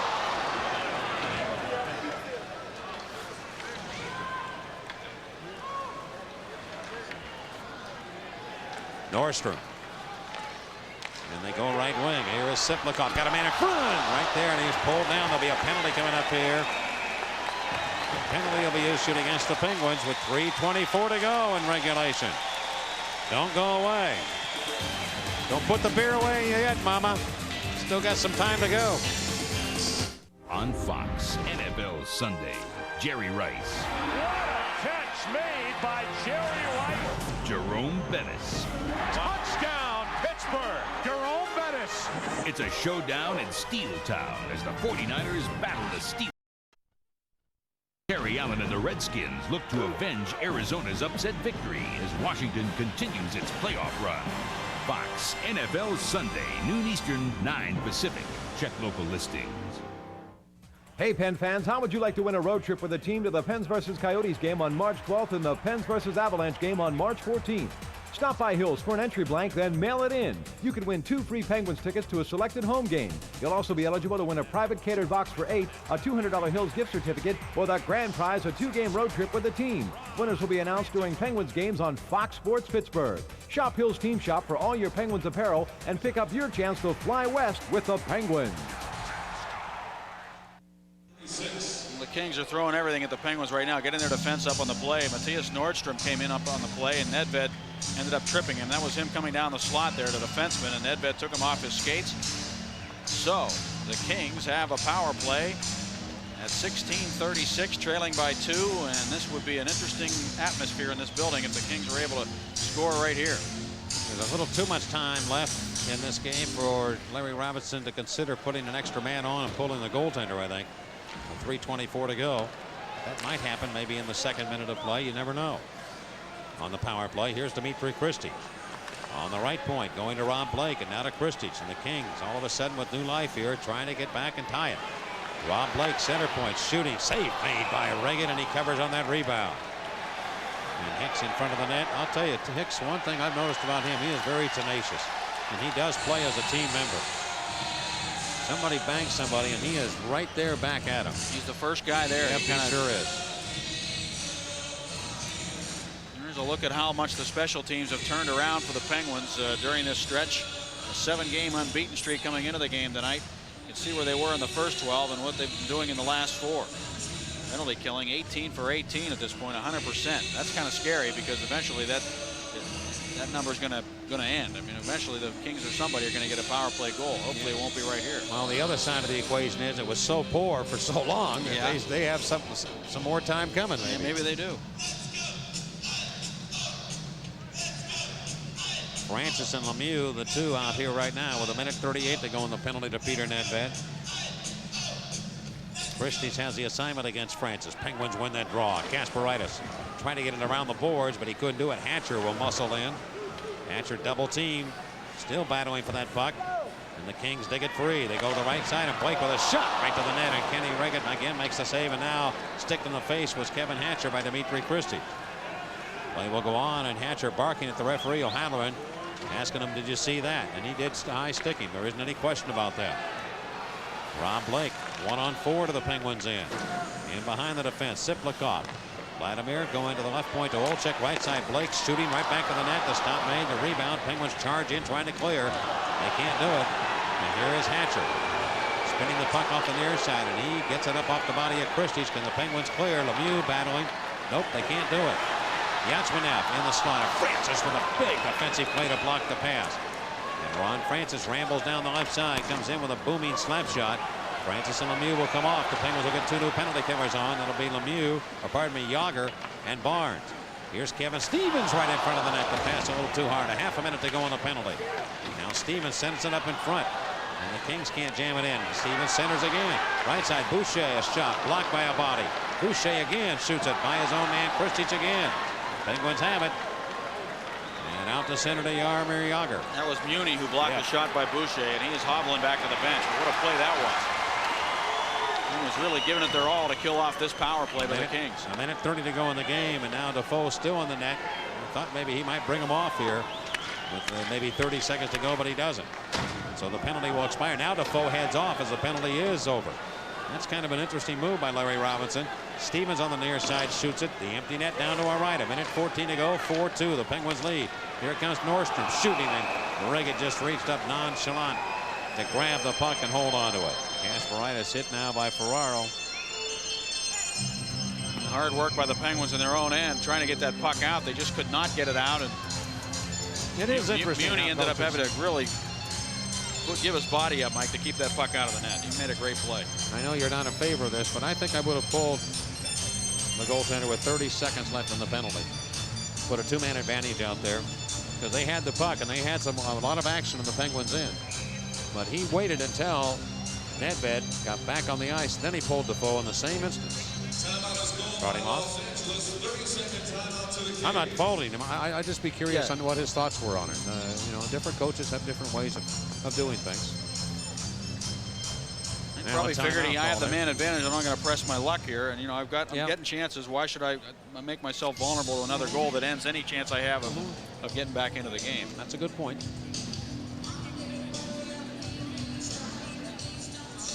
Yeah, scoreboard reads the Penguins 4, the Kings 2. Pittsburgh Penguin Hockey on Fox Sports Pittsburgh is brought to you by the U.S. Postal Service. We deliver for you. By Citgo. Just get up and go. Citgo says go. And by Office Depot. Taking care of business for companies of every size, everywhere, every day.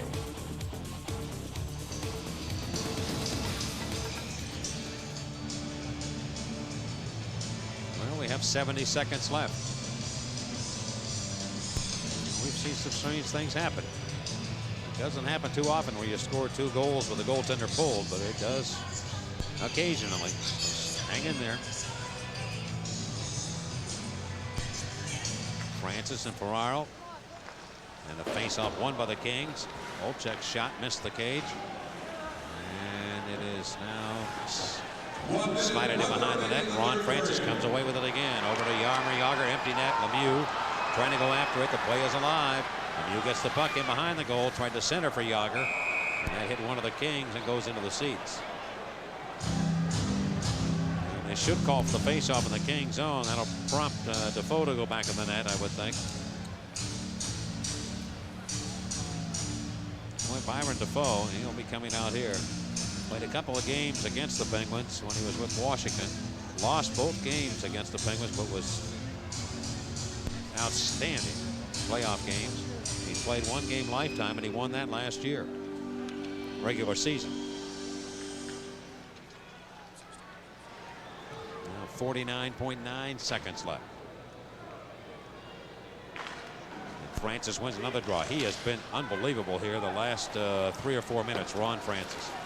Yes, he has. He looks a lot fresher, and I remarked earlier that he Defoe is off. It comes far side Kasparaitis. I think a lot of the fact that Eddie Johnson's using a lot of his players has really made Francis a fresher player late in the game than he was earlier in the year. Kasparaitis can't get it to Yager, and the Kings come back with a man advantage right now. Olczyk to the net, and Reagan will stop it. And now the tempers heat up. Kasparaitis and LaPerriere.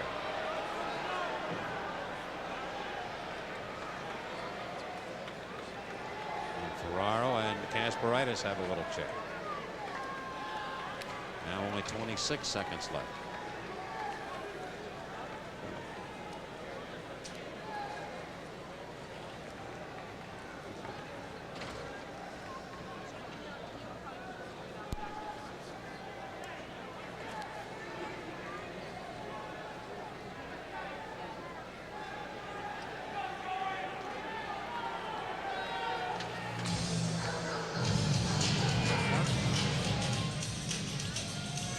Here's a look at what the two goaltenders have had to do tonight.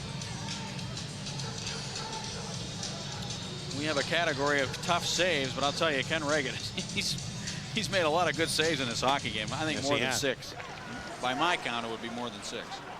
Olczyk time running out here on the Kings. It comes right to Joe Mullen. Mullen trying to get the empty netter, and he missed that. Oh, you can't even hit an empty netter, Slippery Rock. He was shooting from a long distance. There'll be a face-off back in the Penguins' end again. Yeah, no, it's got to be so frustrating. He was wearing a Slippery Rock. Frankly, I think he's more frustrated by not being in the lineup than he is by not scoring goals. You can't score goals if you're not on the ice or even in the lineup. And actually, tonight, you know, getting a chance to play quite a bit, he's had a lot of good scoring opportunities. That would tell me that if he were in more games, then he'd have more chances, and he probably would have a goal or two by now. But it's a tougher lineup to crack, obviously, and it's just good to have Joey around to be able to plug him in. He's had a good game here tonight on the 4th line. Well, the Penguins will win their 4th straight game on the road. Here's Rob Blake going to the net. Shot score. 6.8 seconds left. And Stevens gets in a battle here with one of the Penguins. Kevin Stevens. And Blake jumps in too. Lemieux trying to get somebody. He and Olczyk grab one another. Kevin Stevens right at the very end of it, involved in a big shoving match. And the Kings score, but I don't think they're going to have enough time to get back and tie it. 6.8 seconds remain. I think that's Craig Muni in the middle of that. Yeah, it is. I'll tell you, you know, that icing play there by Joe Mullen where he tried to hit the empty net from behind his own blue line ends up leading to a goal by the Los Angeles Kings. And they're now within one with 6.8 seconds to go. As Mike said, I mean, the odds are really against Los Angeles, but still, that's what happens when you ice the puck from your own zone, going for the empty netter. Puck hit something on the way. Look at Stevens. He just charged right in there after the puck had gone in the net. Kevin is just so wound up right now. I'll tell you, in the past, it seemed as though Artie, when he would get frustrated, sometimes would just stop skating, or, you know, he would get out of his game even more. But to me, it seems like he's working even harder to try to make something happen. He's in a headlock there. That's Freddie Olofsson who had him in the headlock, and then Muni jumped in.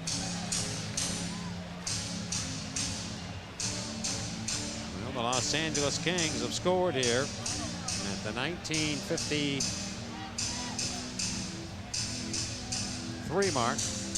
Your attention, please. At the request of the referee, the play will be reviewed by the video goal judge. Well, now are they saying somebody may have been in the crease? Apparently. Let's take a look at it again if we can. There may have been somebody in the crease when that puck was shot in the net. It looked like it hit a skate and went in. It hit something and Blake jumped. that shot the puck? Yeah, and it jumped up off of something and went into the goal.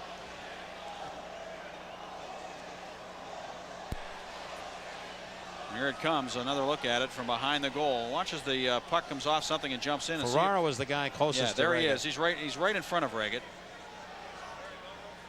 I can't tell where his skate is. He's amazing. Yeah, he is. He backed right in there, and you could tell that he was consciously trying to stay out of the crease. After further review, Los Angeles goal.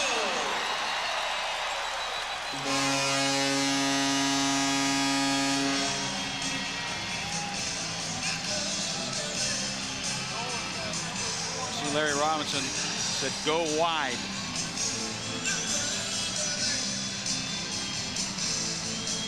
You know, the Penguins argue the call, but they won't win this battle. Los Angeles goal. Rob Blake will get his 6th of the year. His 6th goal and 18 points scored unassisted by number 4. I thought it hit something on the way in. Well, I think it did. I don't question that. But Blake does get the goal. Now you'll have to face off at center ice. And the Kings will be trying to get desperately in as quick as they can. They'll keep their goaltender pulled right now.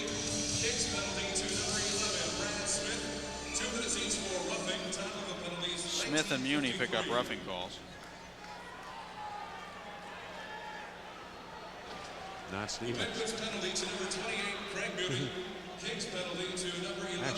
Actually, Yardy was just barreling in there looking for a puck that was already in the net. Olsen had him tied up in a headlock. Now the Kings bench standing. Penguins watch too. As Francis, it'll be a 4-on-4 situation right now, or 5-on-4. Look at Eddie Olczyk, Mike, over here. He's going wide. Puck is dropped. Here's a steal by Yager. He's got a chance. He shoots and scores. And ladies and gentlemen, Elvis has just left the building. Yager's 2nd, 29th of the year. Have you ever seen him smile as much as he has been in the last couple of weeks? 19:59, the time of the goal. Of course, we've never seen him score goals at the clip he's scoring them at either. Look at Francis. What a unbelievable third period he had. Yeah, he's just jumping. I mean, he looked like it was the beginning of the game. There's so much energy. Francis will assist Yager's 2nd goal.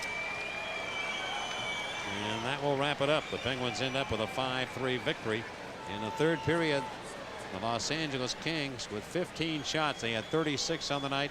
The Penguins finished with 25. They had 10. And our Jeep Eagle player of the game is Jaromir Jagr. Numbers 28 and 29 tonight.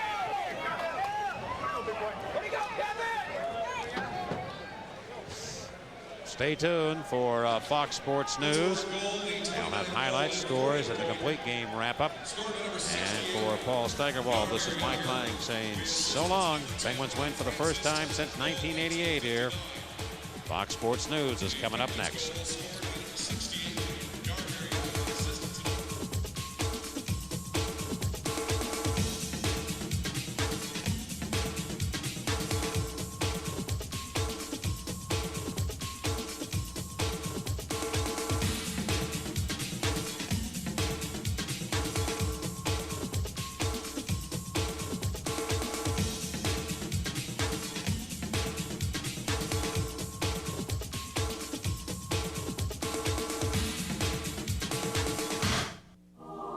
From hilltop to high-rise, menorah to manger, every family celebrates the holidays in their very own way.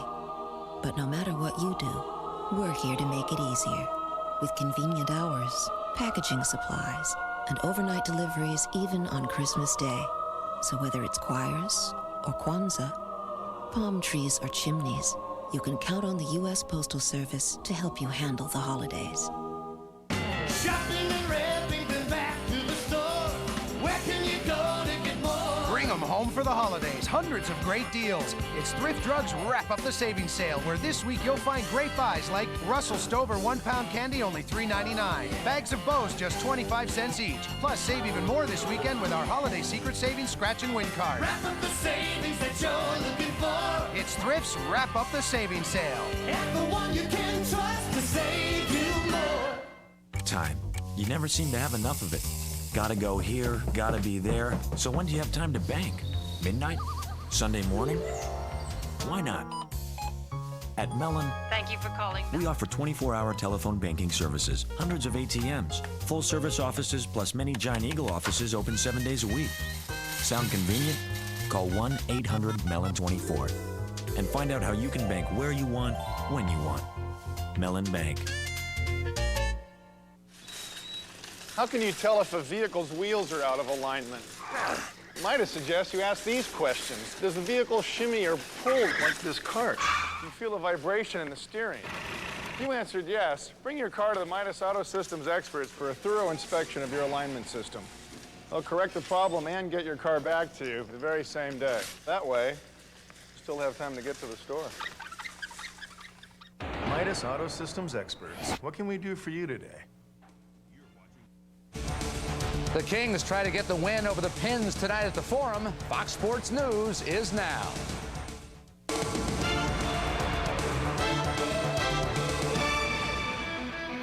There's Super Mario saying in an interview this is it, his last season. Peter Nedved's been on fire lately.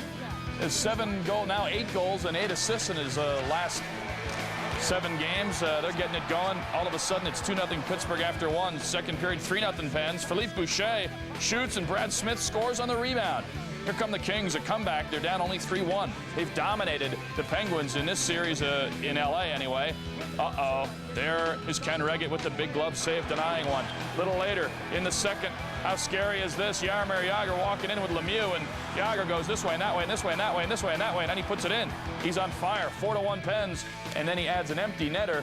So Jaromir Jagr has 2 goals tonight, now has a 9-game goal-scoring streak, 14 goals in that 9-game span. Fox Scan takes us back to the Great Western Forum, where Bob Miller and Paul Steigerwald are standing by with more on the game. Fellas?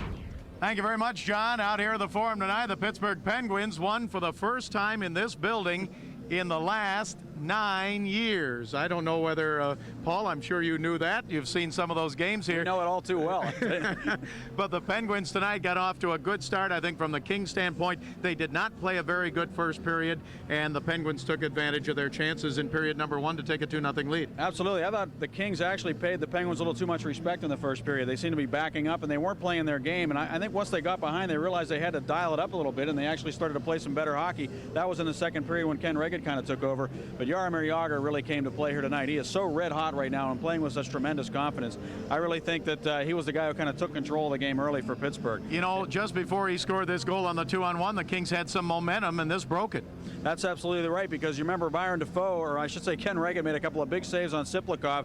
You can see Jagr here. He really faked Defoe out on that play. Defoe had his left pad down as if he thought he was going to go to that side, and he went to the complete opposite side. That's the way things have been going for Jagr. He's flying right now, playing with as much confidence as we've ever seen him play with over the years. Now, on the other side of the coin, a guy that you saw score a lot of goals in Pittsburgh, but is not playing with a lot of confidence here in Los Angeles, although he did have chances tonight, played a very good game, as Kevin Stevens. It's hard to believe. I mean, Kevin played as hard tonight as I've ever seen him play in terms of taking the body and getting himself in position to get scoring opportunities, but the puck is just not going in for him. There's a good example right there, and that was a great shift for him, too. It wasn't just a scoring chance. I mean, he had done a lot of work to get himself in position there, and I can understand the frustration. At times, we've seen Kevin kind of stop skating when he's frustrated by not scoring on those chances, but tonight he really tried to continue to work through it. It just didn't happen for him. You know, Paul, we have always said, I am amazed at people who leave a hockey game. You think it's over. You never know right till the end, and the Kings put some pressure on at the end, and I went back to a big save that Reggett made on the Kings power play late in the game on a shot by Rob Blake. It was a shot down low. He kind of shot it through traffic, and Reggett got his right pad down to make the save on Blake. You could hear it thud off the pad all the way up here. I know the one you're talking about. You look back at that after the way they were able to score late in the game, and you realize that those were big saves that Ken Reggett made. Sometimes a goaltender doesn't seem like he's playing that much of a role in a game when it's such a lopsided score, but Reggett certainly kept the Penguins in a position to really kind of feel as if they had a comfortable lead in the hockey game. Well, it's the first time you've won here since February 13 of 1988, and we just like to let you win once in a while in this building. Well, it was weird because a lot of those other games, Bob, the Penguins outshot the Kings badly, but we saw great goaltending on the other side. It was the complete opposite here tonight. Paul, thank you, and we'll go right back now to the Fox Television Center. All right, thanks, Bob and Paul. The Penguins win tonight 5-3. Their 8-game unbeaten streak, pretty impressive right now. The almighty Jumbotron takes us many places right now. It's delivering you to the Fox Television Center. Welcome inside stage 2. We have 11 NBA duels and 5 more from the ice. I'm John Walls. And I'm Tom Kirkland. There's also a stray Rodman running around with nothing to do for a few days. We'll explain about the hot oil that he's in. But we get back to some NBA stuff, and it's some good ones. First of all, you have the Coyotes to do, though. A scoring fest this evening. Yeah. Coyote coach Don Hay and Islanders head man Mike Milbury might be thinking the same thing. Finally, both of their teams struggled through the first quarter of the season, but beginning to show some signs of life now. The Coyotes winners of 4 of their last 6. The Isles 4-2-1 in their last 7. How about Tommy Salo in his play? He's looking for his 3rd straight shutout. This is Brian Berard going in early. Loses control of the puck. Still goes 5-0 on Nikolai Khabibulin, and New York led 2-0. Second period now. Keith Tkachuk looking for the loose puck. Backhanded home. And that cuts into the Isle lead. It's now 2-1. Still in the second period now. Zygmunt Palffy, wide open net. Khabibulin caught way out of position there. His 18th of the season. Palffy puts the Isle up 3-1. Still in the second. Check out the great passing there. Nicholas Anderson between the legs to Brian Smolinski. 4-1 Islanders. Still in the second period. Still Islanders on the attack. This time shorthanded. Brian McCabe. They had 6 goals in the second period alone. And you know what? If you can't beat them on the ice, try to beat them to the ice. Shane Doan, Derek Armstrong hooking up there. But the Coyotes go down hard here as far as the game goes. 8-2 the final. The Isles 6 goals in the period. Well, the record is 9 by the Sabres back in '81 against Toronto. On to the NBA now, and here comes another one of those back-to-backers for the Lakers. Much has been made of their 0-5 mark in the back end of games, but Del Harris's crew could get to 6-0 in the first part of the double trouble. The roadie in Sacramento was also the Lakers' 23rd run of the season, meaning they played more games than any other team. Take a look at Nick Van Exel. He wasn't around for long, but when he was doing damage down low, laying it in. He's just warming up. A little later, there goes Michael Smith with the big finish. We're tied at 19. Seconds later, there's Nick. The end of the quarter, knocks it down. Lakers up 7 after 1. Second quarter, here come the Kings. Mahmoud Abdul-Rauf. They brought him in to knock down jumpers. There's one right there. Sacramento's up by 1, and then Eldon Campbell. Little beautiful move in the pivot, part of a 13-0 Laker run. And then Nick Van Exel, the Campbell offensive foul, and Nick blows a gasket. He loses it. There's one tee, and there's another one, and get out, says Ronnie Nunn, and Nick can't believe it. He's getting some words in while he can. Dell's holding him back. Dell wants a piece of Ronnie Nunn, and then Nick tells the story walking, but he's gone. Lakers still led by 9 at the half. Third quarter, it was Kings. Tyus Edney goes coast to coast. The lead is cut to 4. Later in the third, Edney sets up Olden Polynice. All of a sudden, the Kings are up 72-69 after 3. Fourth quarter, Shaq starting to assert himself. Little rock and roll on the baseline. The Lakers up 3, and then less than 2 minutes to go. Mitch Richmond knocks down a big 3. We're tied at 90. This is good. After 2 Eddie Jones free throws put LA up to the Kings' last chance. Abdul-Rauf, a runner, floater, not very good. Lakers win it 92-90. They struggle without Nick Van Exel, but they pick up a large road win. Shaq led the Lakers with 27. The Kings are just 3-12 against teams above 500. Dallas taking on the Clippers tonight. Jamal Mashburn back from the injured list and a fractured cheekbone. You saw how they had him strapped up and padded up so he could play here in this one. Pooh Richardson driving the lane for the Clips there. They go on top by 3. Into the first now, George McLeod for 3 at the buzzer off the glass, and they're tied at 27 after 1. Second quarter, Clippers coming back. Brent Berry back to Bo Outlaw for the slam, and the Clippers are on top by 3. Bill Fitch, can you pull away here?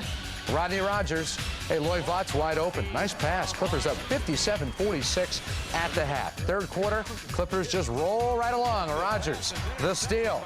Go ahead, Rodney. This is your show now. Clippers on top by 14. But you know what? The Mavs have this super sub. He's got the headband on, and he can deal. Chris Gatling off the glass, and the Mavericks have cut the lead down to 5. More Mavericks now. Mashburn gets into the scoring column. That cut the lead down to 1 going to the fourth quarter. And here we are in the last period of play, and the Mavericks are very much in control.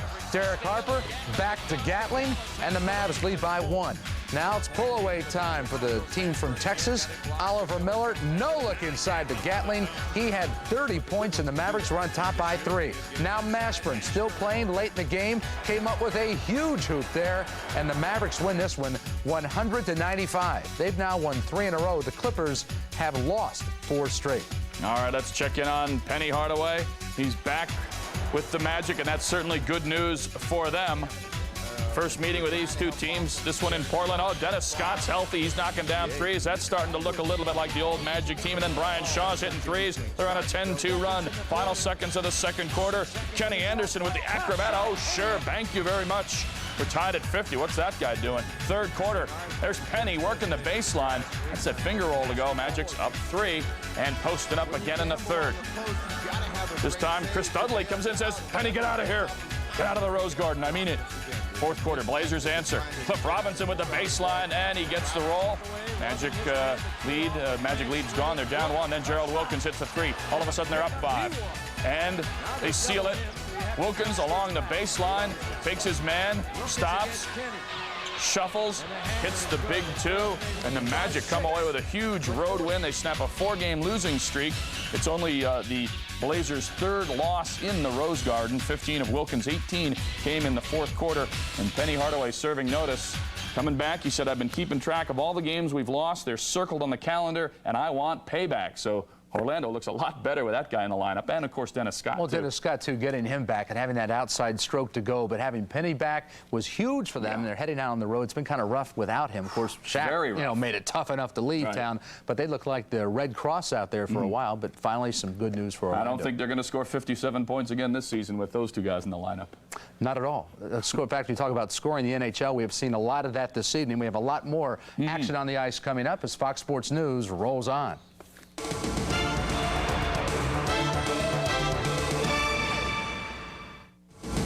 Team's Fox Attitude. You're watching Fox Sports Pittsburgh.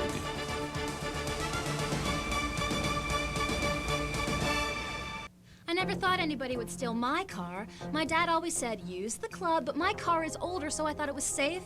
Wouldn't you know it? One morning I look outside and it's gone, stolen. My dad called the police. A few days later we get a call from the police. They said they'd found my car. When I went to claim it, the thief had put a club on it so it wouldn't get stolen again. Well, it won't get stolen again. Now that I have it back, I'm using the club. Look for the special $5 holiday rebate offer on selected club products. Every holiday, millions come to a very special place. They come for what they know they'll find, and for some new ideas that may surprise them. And of course, they come for help with their mailing needs. Priority mail takes 2 to 3 days. Express mail delivers overnight, even on Christmas Day. The place, your post office. Where more than ever, we're helping you handle the holidays. Hockey's been called the coolest game on earth, and here's one reason why. As a member of the 1994-95 New Jersey Devil Crash line, he helped his team go all the way to the Stanley Cup Championship. And although you may see him take chances on the ice, there's one thing you won't catch Mike Peluso doing when he takes off his skates. Smoking, it's just not cool. Be pipeline safe, be pipeline smart. Know what's below before you start. I'm Piper the Owl. Fuel for cars and homes comes from pipelines. Help keep pipelines safe. Look for a marker before you dig. But even if you don't see one, phone your state one call notification center. Be pipeline safe, be pipeline smart. Make that call before you start. A message from the American Petroleum Institute and U.S. Department of Transportation.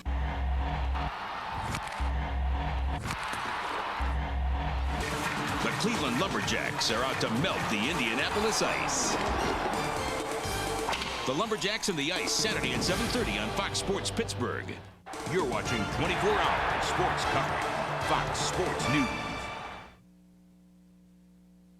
Philly is back on the fly, and Eric Lindros is a reason why. The All-Star is healthy. He wants to stay that way. His team's taking a couple of shots for him and directing a few his way as well.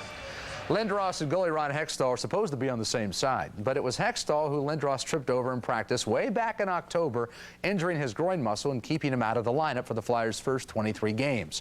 And then it was Hextall's skate that accidentally sliced Lindros' head in a stretching exercise at practice this weekend, creating both a need for 20 stitches for Lindros and a Hextall free zone at Flyers workouts from here on out.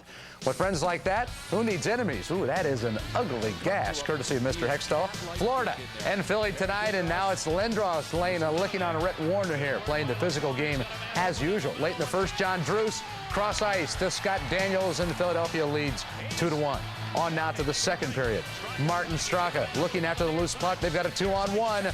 Ray Shepard makes it come up big, and Florida leads 2-1. Check it out here. Druce, after the collision, goes in tough and hard into the boards and goes down in a heap. And if you are squeamish, folks, that's the real deal there on the ice. No capsules, that's blood, and he's out of here. Still in the second. More Flyers.